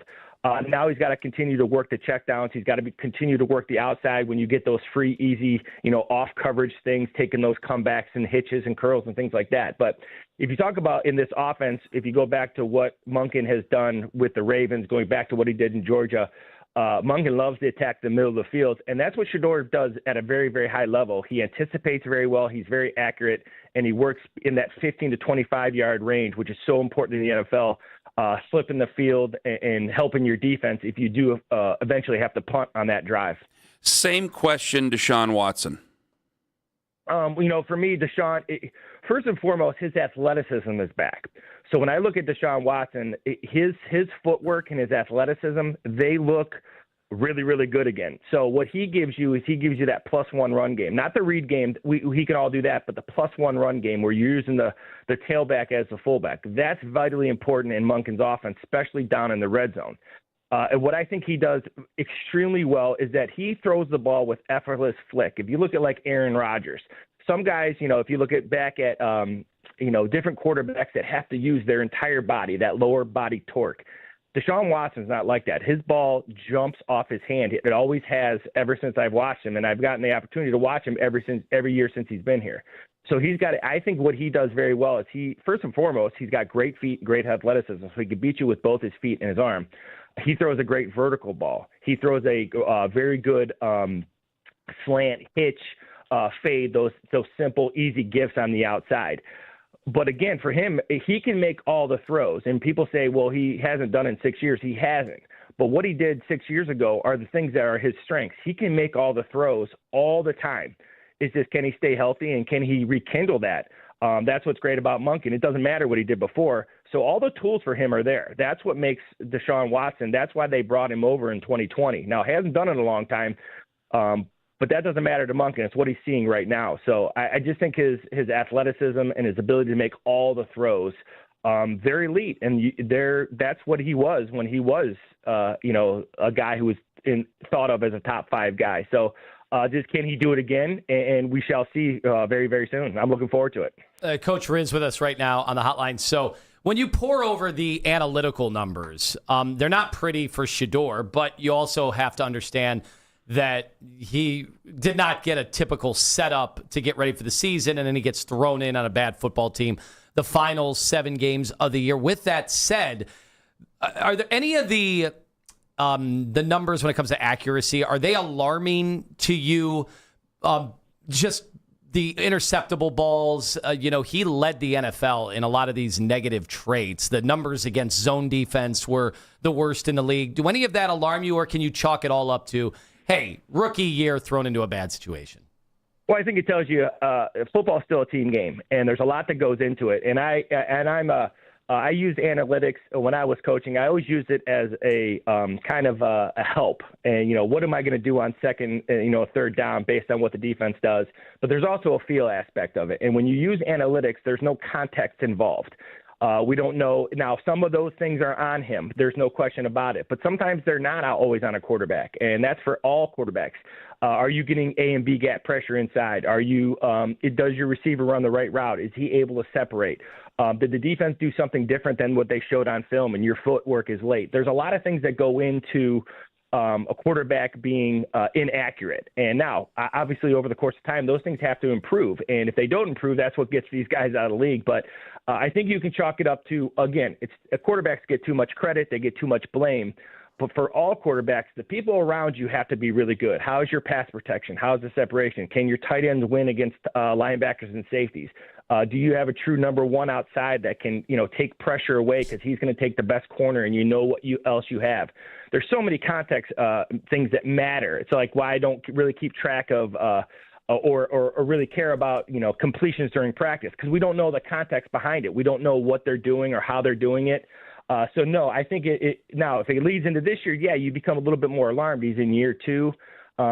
But there's a lot more. They've addressed the offensive line. They got more weapons. You should get a more of a true feel on all these quarterbacks if they can play at this level moving forward. Coach Lance Reisland joining us here on the Wise Heart Right, We Make It Right, Call Kyle Right hotline. Now, because there's a quarterback battle, doesn't seem to be that there, or because there's a quarterback battle, it would seem to be that there would be a lack of leadership out of that position, because if you don't know who's going to play it, how are you supposed to listen to him? We know that Carson Schlesinger wears the green dot.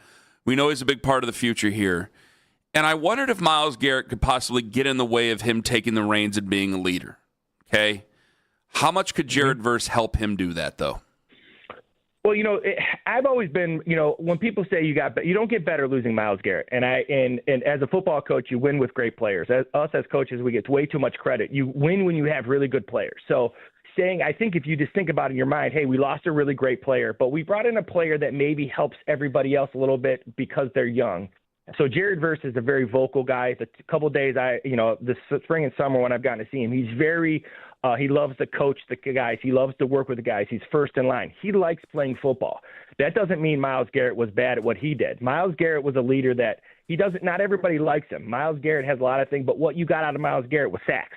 And if that's what he was there for, that's what he was there for. And they always wanted him to do different things and be a vocal leader. Well, those come off as phony if that's not truly who you are. For me, I was okay with Myles being Myles. Go play, make plays. If I'm going to ask him to do something that he is incapable of doing, you're going to be disappointed. That's why I always just thought Myles is a great player. That's his leadership. Go be the best player. Now, Jared Verse comes in. He's much more, perceived team guy from the outside, and that's what he is. He's vocal.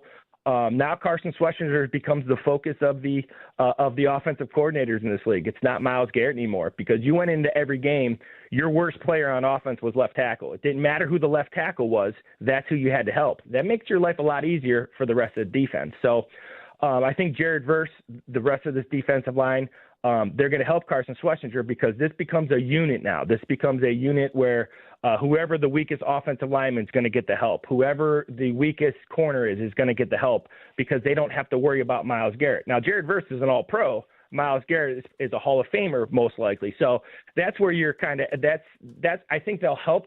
Jared Verse will help with that. But I also think Carson Schlesinger can do those things on his own. I actually think having Quincy Williams take some of that leadership role away from him, which is going to help him as well, so he can focus on playing a little bit more, which he doesn't have to do all the leadership stuff on defense. All right, everybody seems to be wanting to make predictions, crazy predictions, way too early, but they're fun sometimes. And then we can run with it, aggregate it, and then blow it up. That's going viral. That's what the kids say, Coach Riz. So I'll give you an opportunity here. Who, and you can include Harold Fannin in this as well, who will end up with the most production of all the pass catchers on the Browns this year? Well, that's a great question. So I'm going to go with hear me out here. I'm going to go with Casey Concepcion, and here's why. I think the Browns have balance on offense now. And when you have balance on offense, that means you're going to get true looks from the defense. You're going to see how many safeties. Right now, the offense, when you were throwing the ball, you had to stop Harold Fannin. That was kind of it. Jerry Jeudy struggled last year. Now I think with the balance, addressing the offensive line, Judkins looking extremely healthy. I think Boston gives you that vertical threat, but when you have a vertical threat, along with Fan and things like that, you have to run the ball well. You have to have great pass protection. You have to have great throws from a quarterback, sometimes to get the ball vertically down the field. I think Casey Concepcion, Isaiah Bond will be the two guys when you talk strictly numbers, maybe not always impact, but they're the guys that not everybody else has to be right on an offense. Those are my favorite type of guys. So if your left tackle messes up or somebody runs the wrong route, it doesn't matter with a guy like Casey Concepcion. All you got to do is get the ball to him in space, an under route, a quick hitch inside from the slot. Whatever it may be, option routes, RPOs, whatever you got to do to find him touches. So if you ask who's going to, it doesn't mean the most impact, but if you say numbers, I'm going to go out on a limb here. I'm going to say Casey Concepcion has the most numbers, just because those guys are easy to get the ball to, and he'll produce because not everybody else has to be right on the offense. Coach, we thank you very much for the time. We appreciate it, and we look forward to having you again real soon. Absolutely. Thanks for having me, guys. Have a great Monday, and we'll talk soon. Yes, indeed. Coach Riz, Lance Reisland joining us on the Wise Heart Right, We Make It Right, Call Kyle Right hotline. There's a reason I asked him that question. Now, I am going to disagree with NFL executives on a top 10 list that came out courtesy of ESPN because they're the ones who voted on it. But really, I know you don't win games with speeches, but it's very important to me, and it should be really important to the Browns. Something that Coach Lance just said really stuck with me. I'm going to tell you about that coming up at 8:23 on The Fan.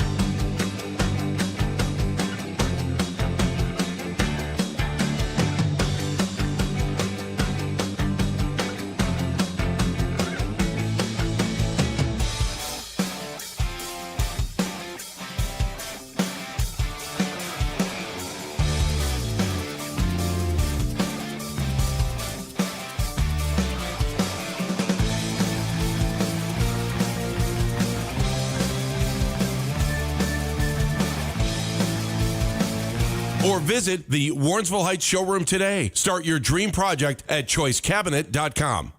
LeBron watches on. And this fall, I'm going to take my talents to... Could he make another return to Cleveland? We are the place for all the latest NBA news and rumors. We are Sports Radio 92.3 The Fan.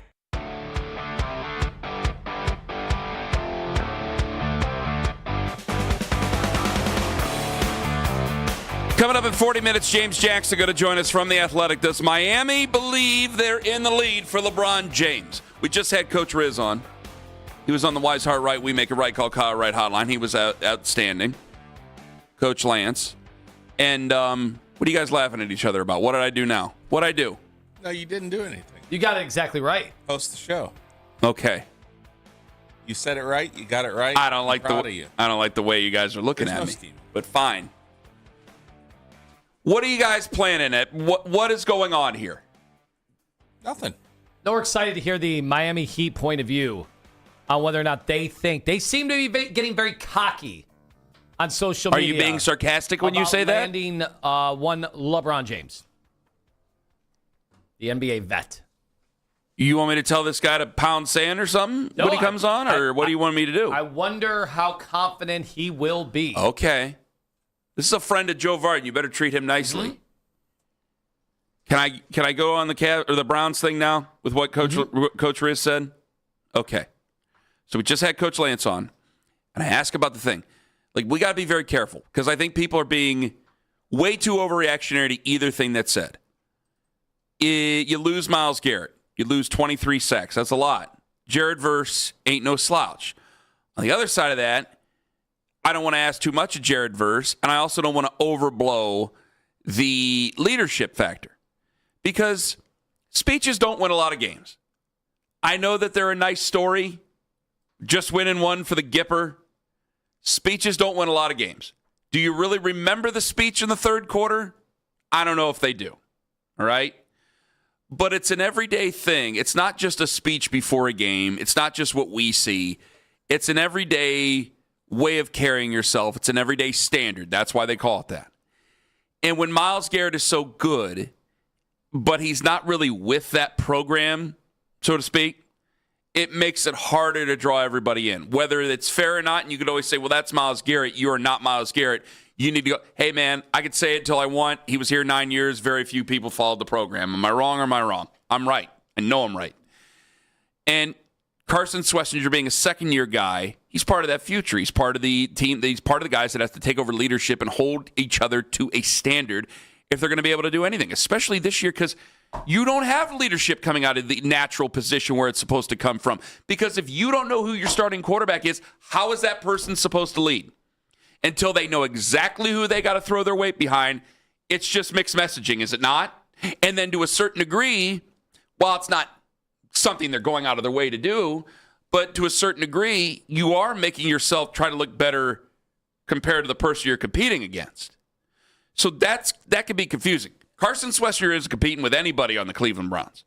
Jared Verse, I think, can make his job easier. Yeah, here's the danger, I think, what people are doing. And I said last week, I thought that some were doing a disservice to Jared Verse because what are we doing immediately? All right, what was Myles not great at? Leadership. Verse is a better leader. All right, what was Myles not great at defensively at times? Stopping the run. Stopping the run. Well, we got this guy who actually stops the run, even though the numbers point to Garrett last year being elite against the run, but that doesn't get brought up. Well, elite's elite. So already we're looking to find things that he's doing better than Myles when we know for a fact he's not going to rush the passer better than Myles, and he's probably not going to get close to doing that at the same rate. Yeah. And he's also not going to cave in the entire defense the way that Myles Garrett did, which made life easier on everybody else, including your corners.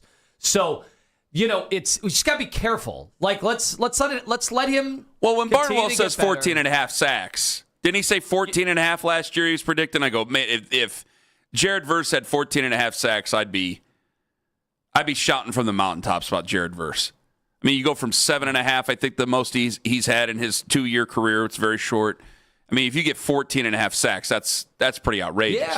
Yeah. But the only reason I say all this is because it was tougher to do so. And so I think because Myles is gone, while you lose so much production, I do think you can set some of the building blocks for success. I don't intend to say that I think they're going to be very competitive this year. I don't. I think there's still things that they need to address. I'm holding my breath on the offensive line. I know some people have got in and said, Kenny, you're crazy. I go, man, that ain't Caleb Williams back there. That offensive line in Chicago, I know there were some things that looked good. I thought Caleb Williams made them look better. And I can't just take Chicago's example and say, it's going to work for us. Like, you gotta make all that work. And so I don't think that this year is going to be very conducive to a lot of output in terms of wins. But what I think it can do is you can lay the building blocks there for leadership. I think you can lead the building blocks there for creating a standard for your football team with all these crazy things that end up happening around your football team. Because I'm not going to sit there and talk about the end of Todd Monken's career before he even starts. But we could get to the end of the season. We don't know what's going to happen with all this. We claim to and we don't. I want what's best for Todd Monken. I want what's best for Andrew Berry. I hope they're both successful, and I hope they stay for a long time as successful people in this. But those guys could always go. Carson Swester ain't going anywhere. Jared Verse ain't going anywhere. You can get a new GM in here. That same guy is going to sign Jared Verse. It's going to happen. And more than likely, Carson Swester, I think, is just about a done deal. I know he's got 2 more years before he can sign some, but that's just about a done deal there. So, well, you might only have 1 year because it's 4-year contract. Either way, you have 2 guys there that can help lead your football team forward. And I think that it makes their job a little bit easier. So someday you do intend on having that quarterback. And when you do have that quarterback, it makes him easier to come into the fold and lead because these guys are going to probably take them under their wing. That's what I'm hoping for. It's way easier said than done. We've all had these great best laid plans. But when we talk about leadership is not just some rah-rah speech before you head on out there in the field. It's not. Here's the other factor that's going to be really interesting to monitor. Jim Schwartz was an elite defensive coordinator. I think everybody had said that before he came in. Then we saw what the Browns were able to do. They went to another level. And Miles' game also went to another level. Yeah. Now, would that have happened without Schwartz?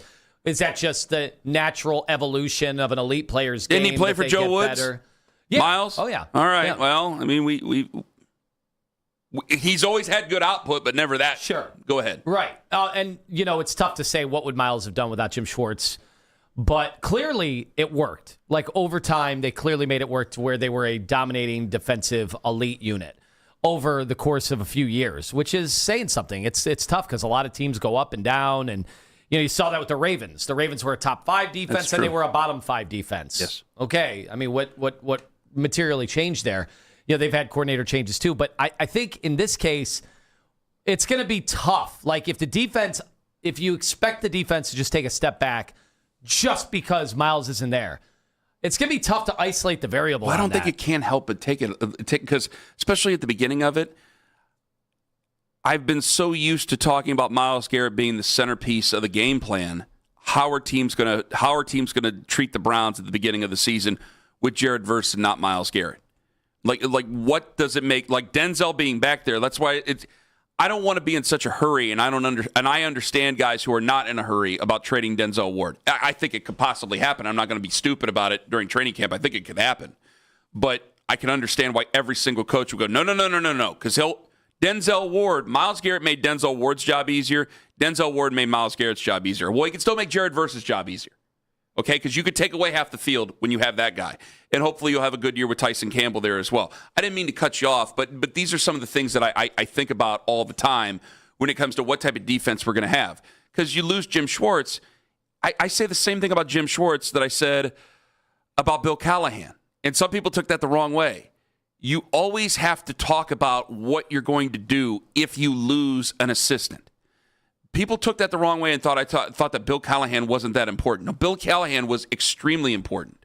But what you do to replace a guy who was definitely always going to try to go coach with his son, what you do to replace a guy is almost as important as that guy being there. And they hired the worst possible replacement they could after Bill Callahan was here.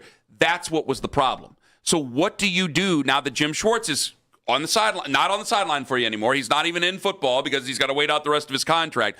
What are you doing? Because this year, you lose Miles. You lose a lot. But I don't think that that's just a giveaway and a big fat excuse for the entire year for Mike Rutenberg.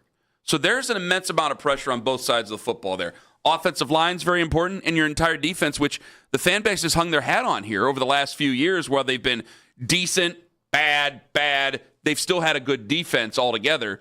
This is going to be a big test for them because Mike Rudenberg says a lot of fun things. I don't know what he's going to do as far as a defensive coordinator there. We've seen a lot of guys come in here and struggle. Yeah, and what will be the identity of the defense that doesn't have Miles? Miles was the identity, and it all started with Miles, and then it became this suffocating defense where because of the attention that Miles was able to draw, it made life so much easier on everybody else. And so what is that going to be versus a really good pass rusher?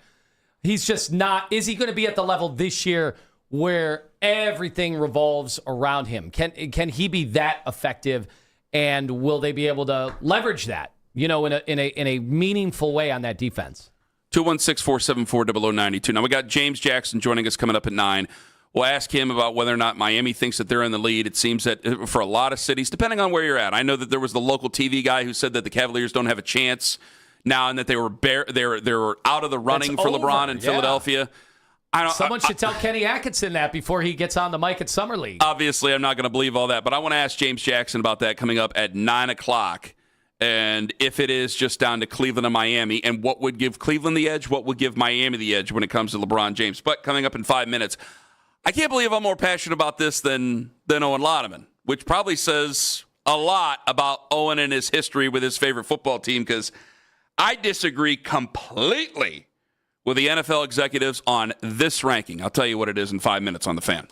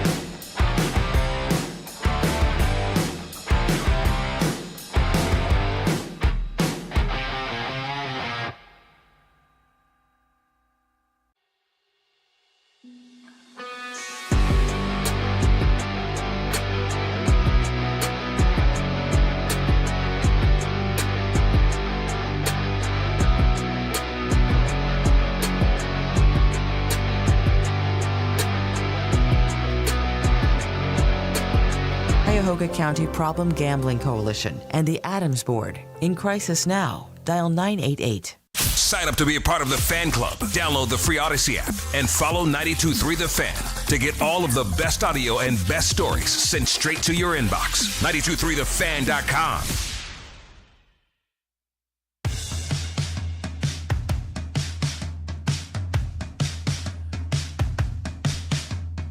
Minutes away, James Jackson, The Athletic. We'll talk to him about LeBron, as we are in LeBron mode still. However, there was a ranking that came out. ESPN, they've been putting out the top 10 rankings with the executives. Jeremy Fowler, who's been on the show several times, he does a pretty good job compiling it. He does a great job compiling it. Last year, who was the number one quarterback, courtesy of the NFL executives, in their top 10 ranking? There are no Browns quarterbacks in the honorable mention or other receiving votes. Let's not even start that. Who was number one? It was Patrick Mahomes. Mm-hmm. His lowest ranking ever has been number 9. That probably was when he first got into the league. Last year, Patrick Mahomes was number 1 going in. Do you know who's number 1 in the league going into this year?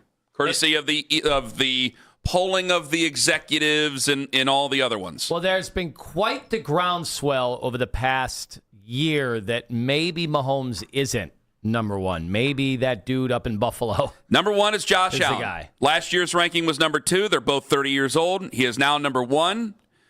Allen has long pushed to supplant Mahomes, but he has had to fight for every vote to finally make that happen. Allen took advantage of the composite voting, averaging a ranking of 2.1 per ballot, and then it just goes on to a lot of things why Josh Allen. We're talking about 2 of the elite guys. These are fantastic. By the way, Matt Stafford at 38 is number 3. Guys, we need some quarterbacks in this league. He is 38 years old. Joe Burrow's number 4. Lamar's number 5. I mean, that's a who's a. Dak Prescott number 6. Anybody? So he's ascended. Honestly, hell yeah. I know what you teased, but if I'm a Rams fan or even an old Lions fan, I'd be more outraged that Stafford's not number 1. Really? He was the MVP last year. Okay, fair enough. I love where your head's at. See, because I Lima asked Owen before the show. He's like, "Does that bother you?" And Owen's like, "Nah." And I go, that's the reaction of a secure man who's won 3 Super Bowls as a fan. That's exactly what it is. You don't give a damn. No. But do you feel like it's settled law till the end of Patrick Mahomes' career, right? Because I agree with you. We were putting Patrick Mahomes in the all-time. We were like, man, if he retired today, where is he all-time? Because his team had gotten to, the AFC Championship game every year of his career, and it got to the Super Bowl how many times already? 5? How important is winning? How important is I don't mean to be Mr. Rings culture honestly, here. When you look at these, so the top 4 is Josh Allen, whose lowest rank was 4, Mahomes, lowest rank 9, and then the next one is Stafford, lowest rank was 5. Last year's ranking was 6. I don't know. Stafford's MVP last year. He's 38. Okay, and then remember, there's his executives, coaches, scouts. All right. Stafford's number 3 this year. He was MVP last year. He has an argument. But I look at Mahomes and Allen, I go, wait a minute. Allen, I know that there's no roster's perfect. But would you make the argument that Buffalo's roster last year was better going into the season than what Kansas City's roster was? Yeah, I think even in the Mahomes clip, it said, one of the executives said, had he not been on that team, they win 3 games last year. Exactly. And I felt the same way. And so when you put him number 2, I mean, we're arguing elite, but it is July, so we're going to argue the elite. I'm sorry. I thought Josh Allen missed his opportunity to be number 1. If it were me, I'd still put Mahomes number 1. I would probably put Josh Allen number 2, first blush, all right? Owen makes a convincing argument for Matt Stafford there at number 3 to be number 1 possibly. But I can't put Josh Allen number 1. You had the golden opportunity to supplant him. You didn't do it. I mean, you lost to Denver on the road. And so was this not supposed to be this last year's coronation? And maybe I'm being punitive and wrong about this because it's almost like I'm punishing Josh Allen in an ultimate team game. But I go, hey, the runway was there. Mahomes got hurt. Their team wasn't that good.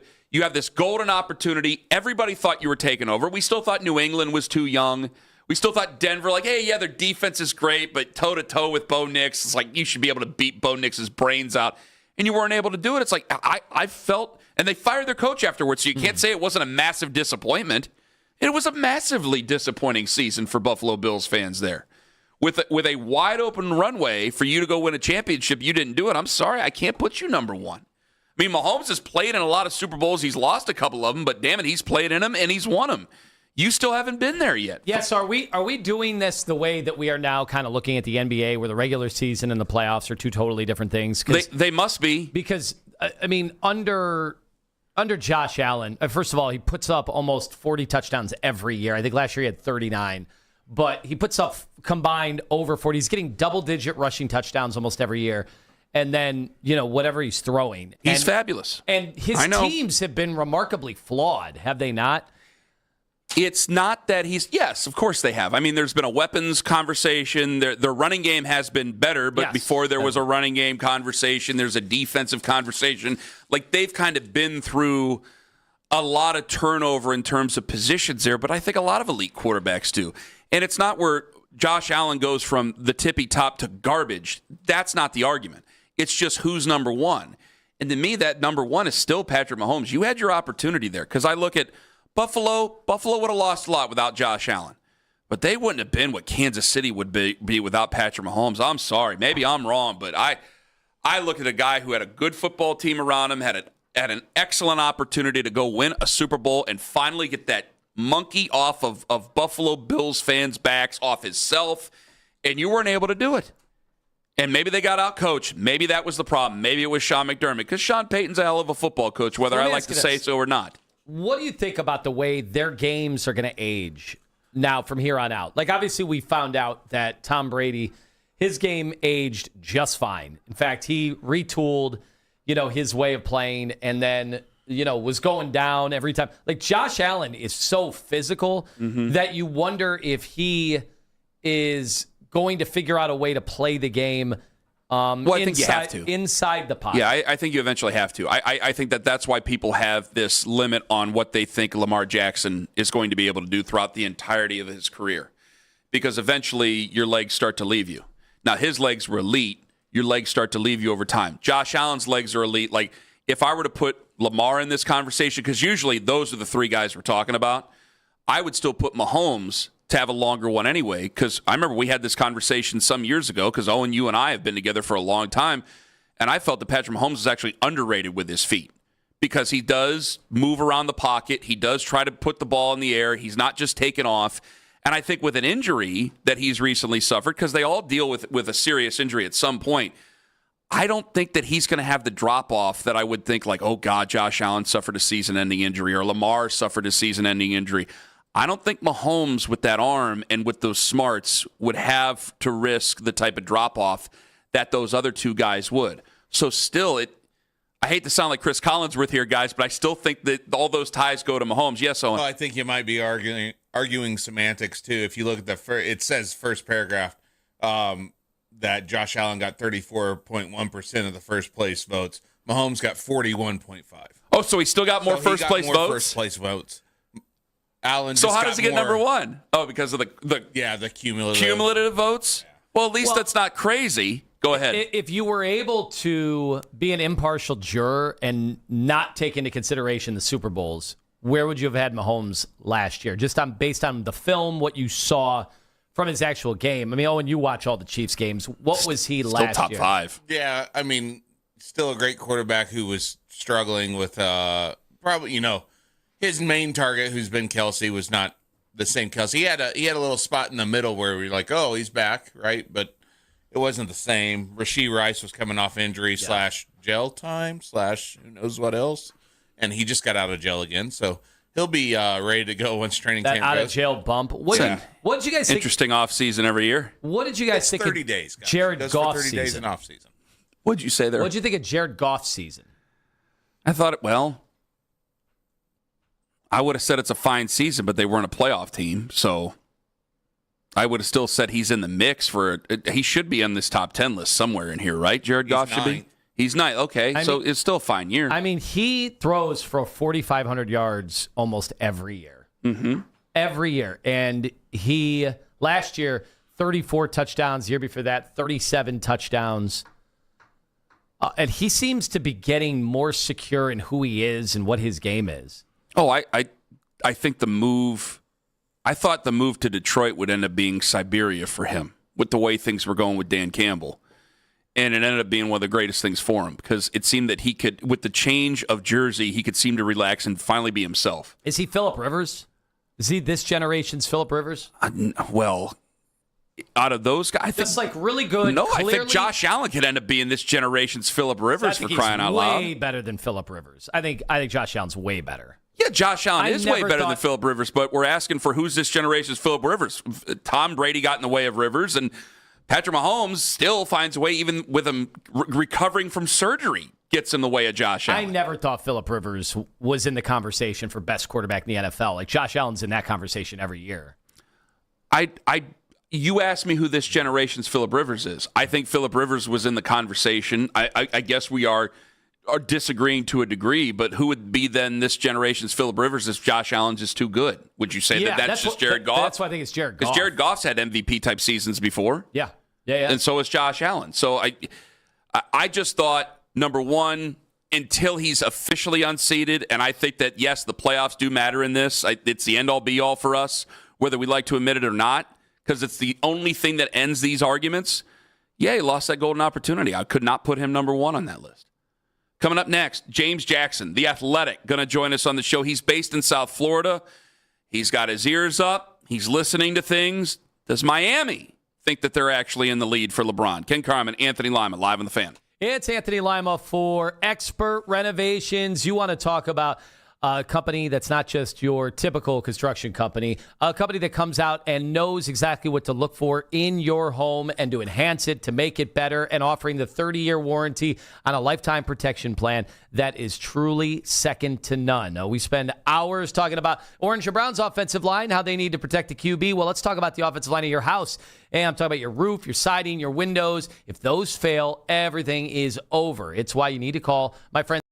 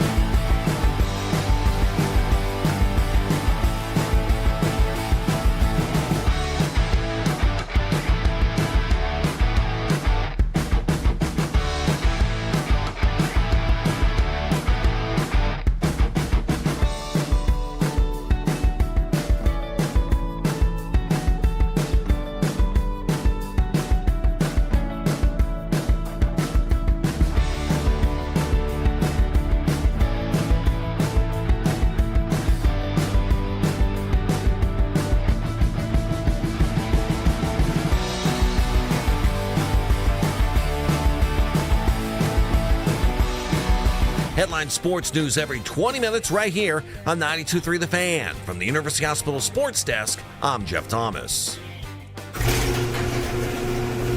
Leave the garage door open and turn up the fan. Spend the summer with your home for Cleveland Sports Talk. 92.3 The Fan.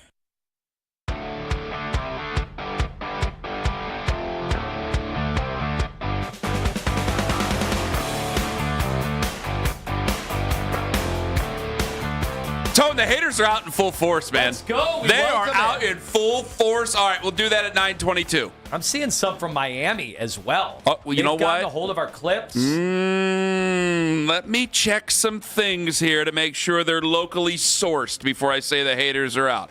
Let's go to the Wise Heart Right, We Make a Right Call Kyle Right hotline. I don't think this guy's a hater at all. His name's James Jackson. He's from The Athletic. He covers basically everything there is to be in South Florida. He wrote an article with Sam Amick and Joe Varden, who's our buddy, and a whole bunch of other people about LeBron James and all the latest that's going on. James, thanks for joining us today. No, I appreciate you guys having me on. I hope everything's well with everybody. Oh, not terrible right now. We're just kind of in wait mode. What's this guy going to do? What do you think? He's going to do what he wants. That I can definitely tell you. But everyone else is in the same kind of darkness that we're just awaiting. Rich Paul has been saying in recent weeks that doesn't think LeBron's going to rush it, and nor should he really. It might be his last season, going into an NBA record 24th, and quite honestly, he, between being able to go back home to Cleveland if he wanted to come back down to South Florida, chase another chip, end his career, or, if he wanted to go somewhere like Minnesota, as our David Aldridge was writing about this morning, he can. I don't think there's a bad choice, but he's definitely going to make the basketball choice, I believe. Do you believe that Rich Paul knows what he's doing, what LeBron is going to do, or is he also in the dark? Because that's all he says is he's in the dark. And I go, I don't know if I believe you. I do think that he's waiting to see what LeBron ultimately wants to do. Just because when it comes to LeBron, there's a calculus to anything he does. Plays basketball, his philanthropic work, his business decisions, any of that. And quite honestly, this choice is him leaving the Lakers. Quite honestly, surprise everyone knows, probably not Rich. But at this point, though, because there are like at least 4 other teams that you could say that he wanted to go to between Cleveland, Miami, Minnesota, and maybe Philly, I definitely think LeBron's keeping something close to the vest. What is the vibe down there on the fans' expectations? Because everybody's getting their hopes up again here. Even if they didn't really think LeBron was going to leave the Lakers, 2 months ago. Once that happened, people started to get their hopes up and start to make a compelling argument. Are they doing that in Miami? Oh yeah, it's an exciting idea at the least. Like for me, a few weeks ago, I made this point in another interview. Like when I went to college in 2010, I went up the road to Tallahassee. I barely missed LeBron playing down here, and so I do have a few friends who are excited about the idea of just getting the chance to see him. He broke Robert Parrish's games played record actually earlier this year down here at Kaseya Center. So there would definitely be a great connection with it. But yeah, with the idea of him being able to come down, there's also just the fact that him and the Heat, they are on really good terms, perfectly good terms. So if people talk about, when he left in 2014, these circumstances, that 12 years ago, him and Spo just won a gold medal together a couple of years ago in Paris. Like, there's definitely credible excitement about LeBron being able to come down here, especially because he's becoming an expert at golf, so he can pretty much be playing golf or basketball all year round. So let's talk then about basketball fits, because it's been interesting to hear the national pundits weigh in on what makes sense for his game, even at his age and this many years in. So go through the teams and start with Miami. What do you think the basketball fit would be there with Giannis and Bam? I like the hypothetical fit rather between him, Bam, and Giannis, just because I remember back when he was in his first season with Anthony Davis, LeBron ran great pick and roll, and he was pretty much the point guard, and he led the league in assists, and then they won a championship. And that's all he would really have to come down and do in Miami, quite honestly. Giannis and Bam, they're both really great interior scorers. Bam obviously scored 83 points earlier this year. And then you got Giannis. He is one of the most efficient scorers of all time. And then also just with the floor spacing options that I do think people are kind of underrating to some extent. They brought back Simone Fontecchio. They also have Tim Hardaway Jr. for spacing. He just finished second in Sixth Man of the Year voting and just had his best season last year. And then You also have Davion Mitchell. He shot about 38% on threes. And then there's also Ryan Conwell, who they just drafted. And then you can find like another cheap shooter or two on the free agent market once LeBron's there. And all you got to really just tell someone is, hey, do you want to play with LeBron?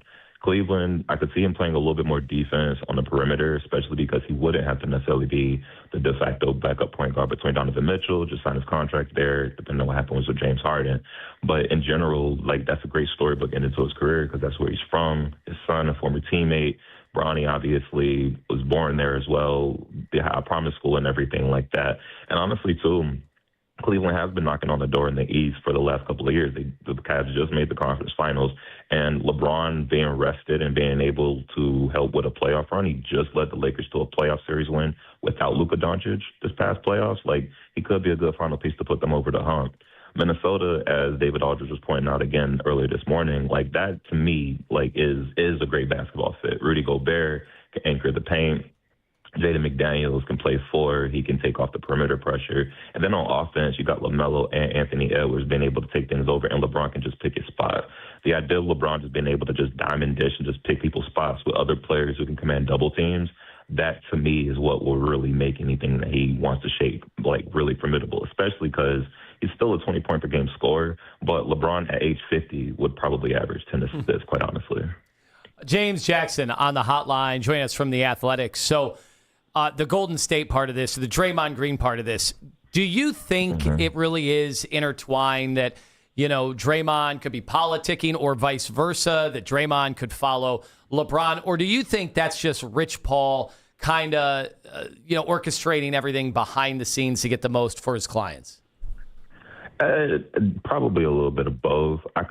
Draymond really would help any team get better just because of his basketball IQ and everything of that sort. But he just opted out of $25 million, so he does have to do what's going to be best for him because he's also in the latter stage of his own career. But it would be interesting to see what other players would be willing to leave something on the table to follow LeBron, just because he can fit with any roster. Like, I know people are going to talk about clunky shooting fits and stuff like that, and floor space, and that's fine. But at the end of the day, like, it's a game of runs, it's a game of rhythms.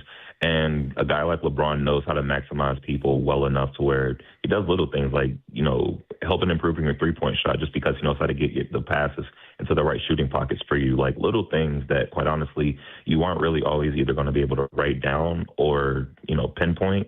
But a player like Draymond, high IQ guys who just do the little things and can just compensate for things and control the pace and tempo of a game, whoever knows.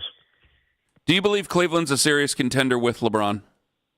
Absolutely. Okay. Absolutely. I quite honestly, I'm of the mind is Cleveland and Miami most likely, just because if it goes, I don't know. James is breaking up here. Let's see. Hopefully, I know Mackenzie's working back there. Hopefully, she can call him back and see if we can read. So funny. He does it. I'm like, oh, there's our quote. He's saying they're contenders. And then, of course, it breaks up. I don't know if Mackenzie can hear me, so if we could try to, let me see if I can get James back here. James, are you there? Yeah, you guys got me now? Yeah, we lost you there for a second. Go ahead, James. Well, wait. Let's restart. Yeah. James, the Cavs, a serious contender with LeBron. Yes. That's where you faded out, so go. Yeah, absolutely. I do believe they're a serious contender with LeBron. You're talking about him being able to set the offense up pretty well, Evan Mobley, Jared Allen being able to protect the paint. As long as the defense is fine, LeBron's going to take care of the rest with the offense, whether he's a passer or a scorer. And quite honestly, with someone like Donovan Mitchell, James Harden, Jalen Tyson had a pretty good year last season. Max Strus is a pretty good 3-and-D dude. They have pretty good deep talent to be able to help LeBron get over the hump. But as far as them being contenders in the East, I also think it's a matter of talking about how much better did Boston get by trading Jaylen Brown. We don't know how much better the Hawks are going to necessarily be. There are teams that might probably get scaled down. Even the Pistons, quite honestly, they just won 60 games, but they're in this little tug-of-war with Jalen Duren, and we're just not really sure how much better they've gotten. So it's not even just about how much LeBron puts them over the hump, but there could be a couple of East teams that get knocked down a peg. Speaking of knocking down, what happened with Bam and Tyler Hero, the Summer League? What's going on? What happened to Heat culture here? Oh, it's alive and well, honestly. Like that, that was just Bam standing on business. Bam, quite honestly, is one of the nicest people anyone could ever meet, whether or not they're an athlete or just a person off the street. But when you are disparaging someone's business, especially on a burner account, allegedly, it runs risky. That seems to be all that there was to it, because earlier this year, there's an interview that's circulating going viral where Bam and Hero was saying, they'd have each other's back in a fight, and I do believe that's still true. But in recent weeks, as things changed between the trade and whatever leaked between, allegedly, again, about, Bam not being about not being a good shooter or being an overpaid defender or something like that. Once it becomes that, that's just Bam standing on business. I was not aware of this. It's amazing. All right, I do want to ask you, just with all the national news, you've seen Jaylen Brown weighing in on this, the analytics versus the film gurus. So what do you think is happening in the NBA right now with this second apron stuff?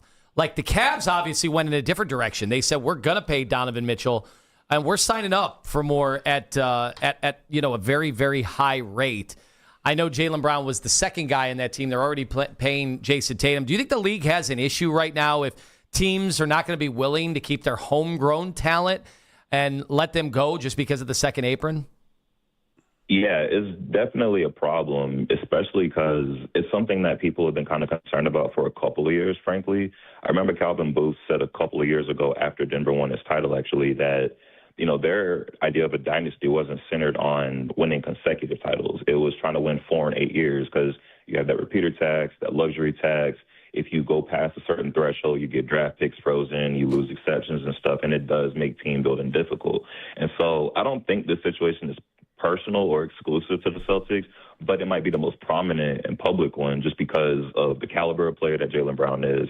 But Denver had to make such similar choices too. Like, they had to get rid of Michael Porter Jr., then they had to swap in Cam Johnson, and that was a bit of a clunky fit. The Thunder just had to make the same choice after winning the title last year, but Isaiah Joe, Aaron Wiggins, they had to get creative with Isaiah Hartenstein's contract and such, and we're just going to see how it's going to go with other franchises. Even when Boston actually won the title a couple of years ago, there were rumors, we did this actually in the balance, Zach Harper made this point in the balance, that they might have to start selling the team, because now simply owning a team isn't what it was 10, 15, 20 years ago. They're not mom and pop, ownership groups where you can grow a franchise and pass it down anymore. Now, if you're rich, you being rich alone, you being a billionaire alone isn't enough for you to own a team. And so you got to get, say, Alex Rodriguez, him being able to get an ownership group to buy the Timberwolves and such, or everything that happened with the Los Angeles Lakers being recently sold for about a $10-12 billion valuation. You're not just having people just own these one teams. And so that does trickle down, where it is hard for you to keep so many players who not only make high salaries, but they're scaling upward. Every year, players are making more and more, and we're getting closer to players being able to make $1 million per game over the course of a season. And so when you talk about the analytics aspect of it, though, it can't help you make more informed decisions. But I'm of the mind, though, that data is most pertinent when it can also describe what you already see. Not every metric is necessarily going to be useful, just as every tool that a handyman uses isn't necessarily going to be useful. But at the same time, there's nobody that can credibly tell me that Jaylen Brown isn't an all-star or elite caliber player. But to be fair, you also want to be efficient, not just with getting your own shots, but how much can you be a hub for other people and cause efficient shots and things like that. So just to wrap my point, it's a myriad of things at play, but at the same time, team finances have never been more fragile, even while they've also never been more prominent for high-level players. James Jackson joining us from The Athletic in South Florida. Who is the most beloved player in Miami Heat history? Ooh, that's a good one. I might have to go Alonzo Mourning. Alonzo, he is beloved. He was the first big free agent signing down here when Pat Riley came down here, and he led that first wave of contention, before he went away and then came back and helped them win the title. Honorable mentions, of course, for, Dwayne Wade. He turned Dade County into Wade County. Udonis Haslem, as people could see yesterday, he's very protective of South Florida, his coaches, his teammates. But I have to go Alonzo Mourning, especially because when you're from South Florida, you have there's this theme song, Can You Feel the Heat Down in Your Soul? And he has Those Summer Groove and just everything that made it where he was not just, prominent on the court. But, man, he is beloved to this day. Zoe can walk down the street, man, and people go on to stop for pictures, show love, and just thank him for everything that he did for the franchise. But I think I got to go Zoe, especially because, too, now that I think about it, he's a real connective tissue to everything else in franchise history. So he was with D-Wade when he won that championship. He was with Udonis Haslem. He was a backup to Shaq. And him to this day, he's part of the front office with Pat Riley. But I don't think he gets more Miami Heat than Alonzo Mourning. 20 seconds. What's your gut feeling saying where LeBron's going to go? I selfishly want him to come down here because, again, I did not see him when he was down here when I was in college. And quite honestly, I do think that he wants to chase a championship in a place that he's already won one, with a front office that he's familiar with, and also in an area where he can just golf as much as he wants to. James, relocate. I mean, just come up here. Varden could use the help. Lloyd doesn't do anything. So I do love, and Joe knows he's my guy. Joe knows he's my guy. So I'd be with it as long as there's some good barbecue and some good, that's all I need is some good barbecue, man. It's not that cold up here. When we're in the finals, it's warm. It's 95 degrees. What's the problem? Oh, that's fine by me. I mean, I've lived in Connecticut, so I don't cold weather doesn't intimidate me as long as, and you guys aren't too far from Chicago and stuff like that. So that's on my bucket list. So I could get with it for sure. James, we thank you very much for your time. You're wonderful, and we hope to talk to you again soon. Oh, absolutely. Anytime. Appreciate you. James Jackson, South Florida, in Miami, South Florida, covers everything for The Athletic. I asked him where he thought he was going. He said where he went. I'm like, okay, I could take that. Because where do I want LeBron to go? I want LeBron to come here. Do I still have that feeling about it in my gut? My gut's big. I'll tell you my feelings about that in 5 minutes, as well as Lima. I don't know if you've checked your mentions. The LeBron haters are out this morning.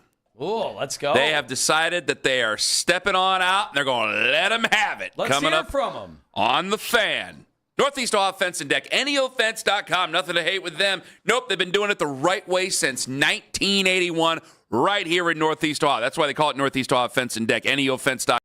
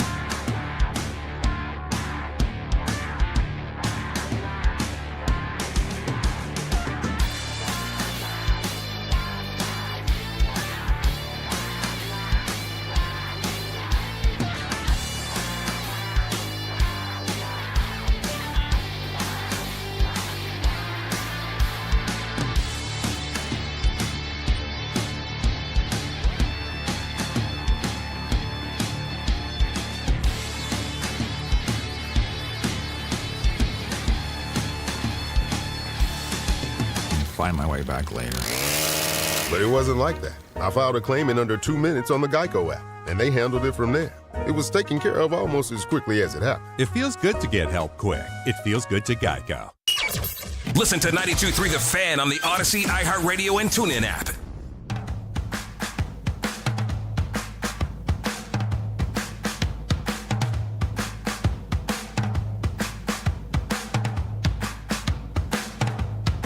Here come the haters. With a Z, the haters are in. However, you know what that I don't know if they're local. I don't know if they're locally sourced. I do wonder about that too. Now I am seeing some of the people like, "Hey, LeBron disrespected the city twice. You're really going to welcome him back?" And the answer is yes, 1,000 times. First of all, wrong guy to ask. I do sports talk radio in Cleveland, where there was a malaise with the basketball team the entire year, despite the fact they went to the Eastern Conference Finals. Yeah. So, and I'm somebody who loves basketball. So on what planet do you think I wouldn't welcome him? He could have said the worst things in the world about my family and my kids and my wife. Yes, I'm welcoming that guy back. And you can call me every word you want. You can reference the hotel rooms and, the chair that's in the hotel room. Fine. It doesn't bother me in the slightest. Well, just say it if you say it. I know we say it too much on this station, but if you're going to do it, just say it. He literally gave me the best memories of my life. And I'm even including other stuff that isn't sports. But wait a minute. These are some of the greatest memories I have. Yes, he could come back at any time. I would welcome him in. Open arms. You'll never play in the NBA. Why do people have to call us that?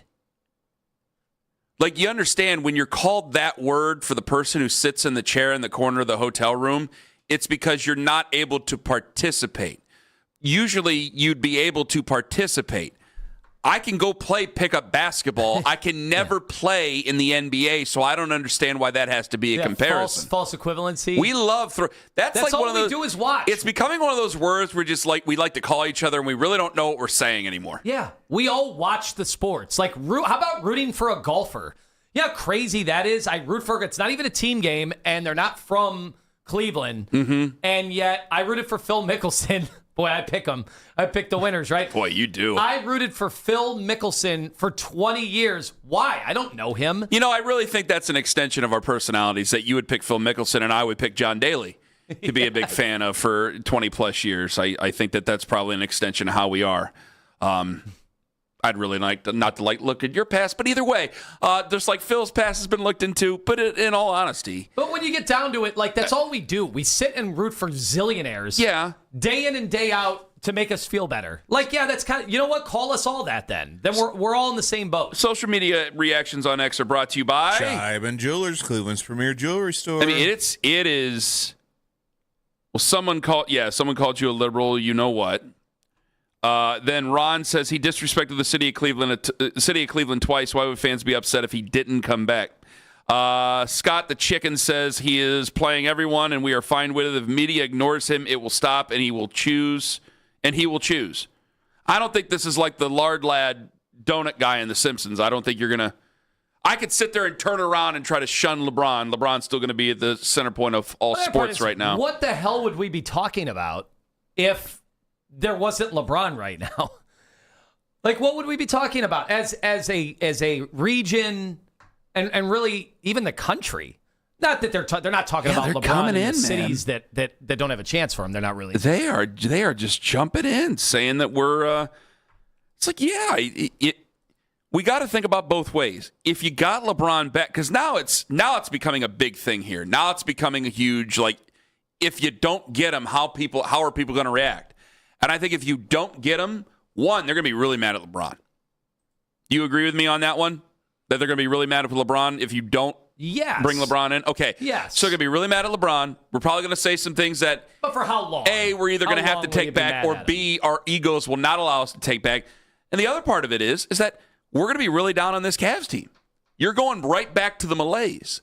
This is... Even though I think they're going to be really good again. Yeah, but they'll be really good. And I got to tell you, with LeBron... I don't know how great they're going to be with LeBron. I don't think they'll be good. Are they going to be odds-on favorites to win the championship if they land LeBron? No. No. It's a different atmosphere. No, none of these teams are. None of it's a Even different if he goes time. to Minnesota, Different atmosphere. It's probably a one-year thing. I imagine it's a one-year thing. So there's a lot of hopes and dreams and so on and so forth that were there in 2014 that really shouldn't be there in 2026 because things have changed so much. So I can't pin all my hopes and dreams on them. I would just say, one, it's a way to reinvigorate the fan base for the season coming up. Two, there's all our history together. And if it's going to be his last year, we might as well go through the history together. And if I look at some of the storylines that are out there, to me, that just eliminates a lot of teams that people have been talking about. I can't imagine. I know he's his own guy. I can't imagine him going to Golden State, doing a documentary. It's just weird. Totally. It seems to be uninteresting if he goes to Philadelphia. It seems to be uninteresting if he goes to Miami. Or excuse me, it seems to be uninteresting if he goes to Minnesota. If he goes to Miami, there is some interest there. Yeah, Miami. Because there's that history. And then him playing with Giannis. Yes. If he comes to Cleveland and Miami, to me, are the two most serious ones, and it should be the most serious ones. And I brought up Miami to you a week ago, and a lot of people are going, no, there's definitely a history there. Now, I was a little bit surprised that James Jackson had said, and I don't know it as well as he does, and I'm glad I asked him the question, who's the most beloved? And I didn't think he'd say LeBron. I thought he might say LeBron second. I totally forgot. I had Alonzo Mourning's shoes as a kid. Okay. And I totally forgot about Alonzo Mourning. I thought he'd say Ronnie Cycli. Where did you pull that one from? He's still a DJ in South Ronnie Beach. Cycli's a DJ? Yes. Yeah. Into his 60s, apparently. Everyone knows that. Like you can go to 11 and Ronnie Cycli's the DJ there? And I think his family, he's a billionaire. Ronnie Cycli? Yes. There's a whole story behind his family. I think what is going on I think here? it's oil money. He's an oil baron? Yeah. I think so. Well, they learned how to recycle it. Come on. Renewable energy. Come on. Stop encouraging him on this stuff. 216-474-0092. But the hater stuff, it's so funny. Are you a LeBron hater? Yeah, I'd like to hear from them. Do you hate this? Honestly, if you hate this conversation, you're a LeBron hater. You probably aren't listening. What? If you stuck around this long Yes. today, you're not a LeBron hater. That's what I mean. Yes. Well, how could anybody who, I imagine at the beginning of the conversation. Day. Yes. Guess what tomorrow's going to be, people? Well, more than likely, unless something crazy happens, and I don't want anything bad to happen, that's probably the only way we'll talk about something else is if something bad. Well, something else that's not baseball. We'll talk baseball, home run derby, the whole deal, the news on your way they channel. do it. Yes. But, I mean, frankly, we got a week until the rookies show up. I did want to get Coach Lance in and hear what he had to say, which Coach Lance was great with it. There's a lot of top 10 lists out there. But LeBron is what leads and finishes all this stuff. And guys, I am a little bit annoyed with Rich Paul too. But ultimately, what do I say to the guy? He's the agent of the most powerful player in sports right now because nothing else is really going on that's live. And other than the World Cup. He's turned into what Scott Boras was 15 years ago. Yes, he has. And I think that's really, really impressive. It's also going to suck if Rich Paul is, on his podcast, if he's bringing up, the whiteboard I thought was entertaining. I thought that was great. I mean, everybody kind of took that and ran with it. I mean, it's showing a personality. But in the end, you want Rich Paul to be putting the pressure on LeBron, go to Cleveland, go to Cleveland, go to Cleveland. And that's just not what he's going to do. No, he's not going to do that. Well, because ultimately I think he knows if you've already been through it before, when he sat there as a still young man and watched people, because they put it right up there on ESPN when they interviewed him after he made his decision to go to Miami the first time. I mean, once you've sat there and watched guys set your jersey on fire and then you've come back and won a championship, no one's going to set their jerseys on fire if he doesn't come back this time. I mean, some goofball might, but it's not going to be like what it was in 2010. 2010 was wild because he really hurt people's feelings in 2010. This, I think we'd just be disappointed. And I think, yes, and people would say some nasty stuff. I think people would say nasty stuff to us for giving him the air. But ultimately, in 5-10 years over that time, I think people they move on from those feelings because then you would just go back to 2016. I keep bringing it up. They played for 2 more years together after the 2016 championship. Very few of us talk about 2017 and 18. It's all 2016 because that was when they won it. So basically the history ended, and a lot of us in our ways after they won the championship in 2016, I just think people wouldn't even pay attention to this one. It would just be a footnote in our personal history or for those who really hate LeBron, they would like to throw that in people's faces. But anybody who's either ambivalent towards LeBron or they are big LeBron fans, in the grand scheme of things, it's not going to matter.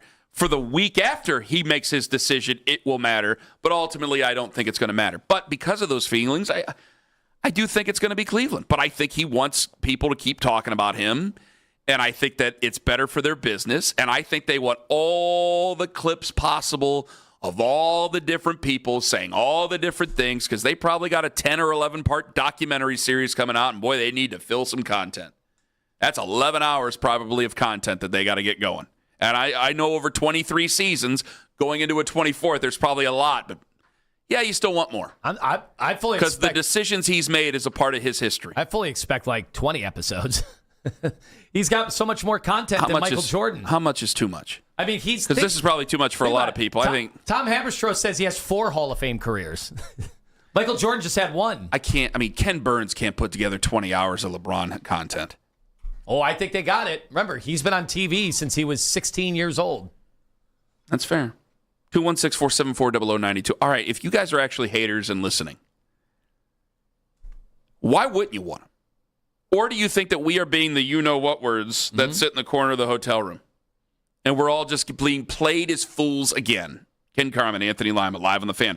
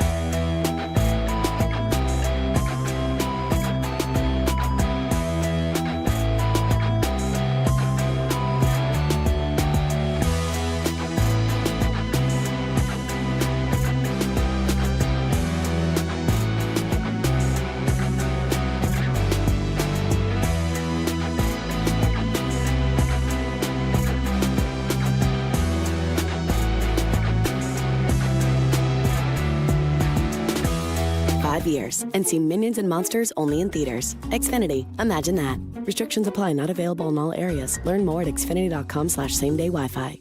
You can now watch The Fan live on YouTube. Catch The Ken Carman Show with Anthony Lima from 6 till 10 a.m. Baskin and Phelps 10 a.m. till 2 p.m. And Afternoon Drive with Nick Wilson and Jonathan Peterlin from 2 to 7 p.m. Each and every weekday. It's free. Subscribe to 92.3 The Fan on YouTube. Hey, real quick sidebar. I shouldn't do this, but I'm going to. Today would be the 16,000th. This is the 16,000th produced episode of General Hospital since 1963. I did quick math. If you watch 24 hours a day of General Hospital, it would take you nearly 2 years to watch every episode of General Hospital. I had a good run watching it when I was very young. Had to record it every day. What was the one with Stefano? Was that Days of Our Lives? That's the one my grandma watched. Was it? Stefano or Stefano? Luke and Laura are the only people I ever remember from any, and Victor and Victoria. I remember the Quartermains.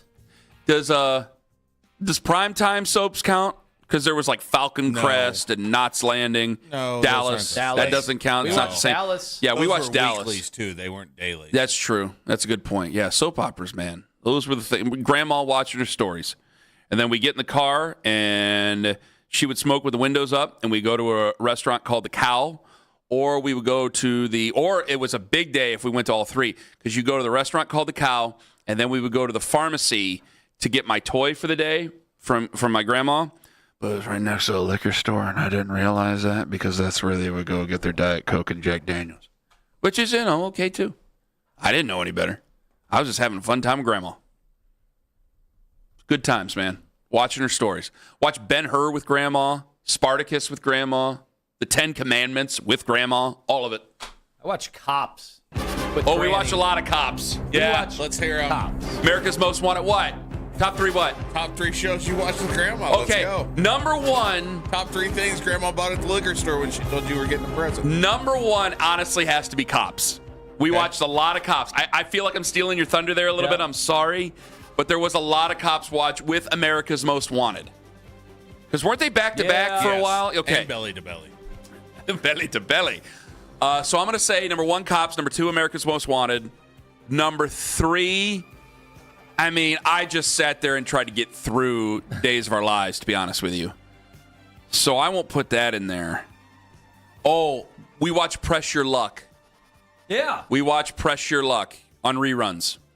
Because we used to do no whammies, no whammies, no whammies. That was number 3. With host Peter Trevarkin, or? I'm not sure. But I remember sitting with Grandma a lot, watching Press Your Luck. Did you watch The Fall Guy with Lee Majors? No, that was before my time. It was the reruns. I never got to see it then. Remember, there weren't. Yes, the cable was happening, but still, the reruns they would show from past episodes and past shows. That's true. They relied on so much. We of that. watched a lot of rerun, like Andy Griffith reruns. Oh yeah. Brady Bunch, which to now is like your kids sitting down and watching Home Improvement with you. That's the same timeline. Do they watch Friends? Like the kids now? Yeah. Kids, my daughter. Would they watch it? In her middle teens, watches Friends a ton. Really? And talks about this old ass show that she watched the other day. I'm like, no, it's from my childhood. What are you talking about? We've been going on a big Seinfeld kick recently. A lot of Seinfeld being watched every day in the house, yeah. Because there's just so many great episodes. And like I think, Lima, you mentioned off air earlier, they're quick. They're quick episodes. You're just able to burn right through. They're fantastic. I like season 9. I don't care what anybody says. I thought there were some great episodes. A lot of storyline. There's at least 3 storylines in every one of them. Yeah. There's some great ones in there. All right. So, I do believe, though, that the haters of LeBron just aren't listening right now. Or if they do, boy, they really hate listening. Because I'm getting some, and we're noticing this, Lima. There are a lot of people. I always got to be careful before I read them on the air. Because, yeah, there's some cuss-out tweets, but there's also a lot of people from Miami who are picking it up. There's a lot of people from other cities that are picking up other than Miami. A lot of Miami that's starting to, aggregate the audio from the shows. And, well, this is why he wouldn't go there. That's kind of what it is. Did you see that so far on the prediction markets, $103 million have been wagered on LeBron's next team? Oh, my God. And $20 million just from Brendan Sorsby alone. Hit this. Can I ask you to do me a favor over there, please? That was a terrible joke. I mean, there's nothing wrong with him doing that. $103 million. He's not going to the NBA. Well, there is something wrong with that. You're not speculation.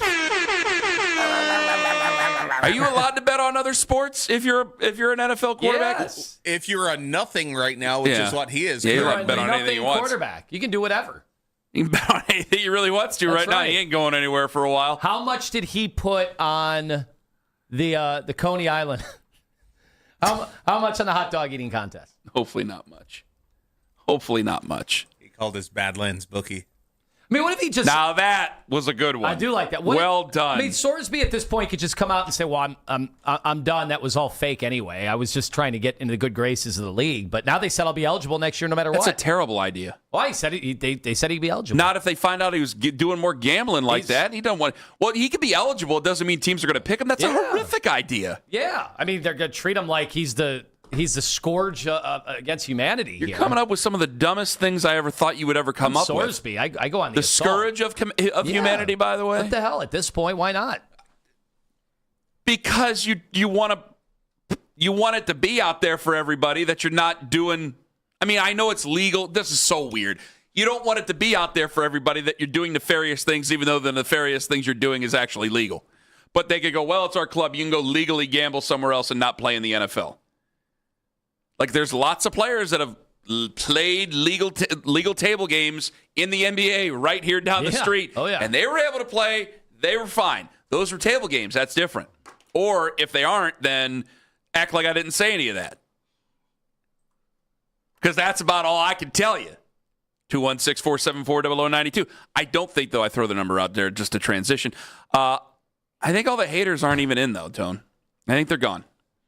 They're afraid. They're not. No, it's not that they're afraid.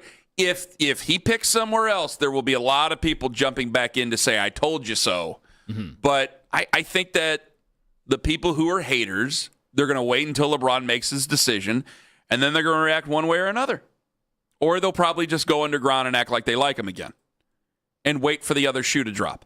Because it'll be, like, for the people who think that LeBron has a massive ego, and he does, it's going to be a weird year because if wherever he goes, especially if he comes back here, it's a recognition of this is your life every night. Not at home every night, but on the road, like everything's going to be about that. And then again, we have to have discussions on if he does come back here. All right, what do we do with load management? Because people are buying tickets for an obvious reason. People are buying the secondary market tickets for an obvious reason. They're buying to the point where now we've put a moratorium on some of these season tickets because obviously they're going to cost a lot more. I'm just going by what I was told. I will tell you this. I know that seems a little bit greasy. I think anybody buying a lot of season tickets right now, I mean, the team's been very good for a long time. They have been good, not just like out of nowhere. If you're buying season tickets now, I'm going to assume first that you're buying them to sell them. So I can't blame the Cavs on that. Like, if you're just a general fan, you probably were a season ticket holder last year or the year before that. And you probably already renewed your tickets for this year. So that you don't have to worry about. But if you're one of the people who want to make a little bit of a killing on the secondary market, yeah, maybe hit the brakes on a few of those seats. Big thanks to everybody who joined us today. Lance Riesland was excellent, as he always is. James Jackson from The Athletic, he was excellent. Never talked to him before. He was fabulous.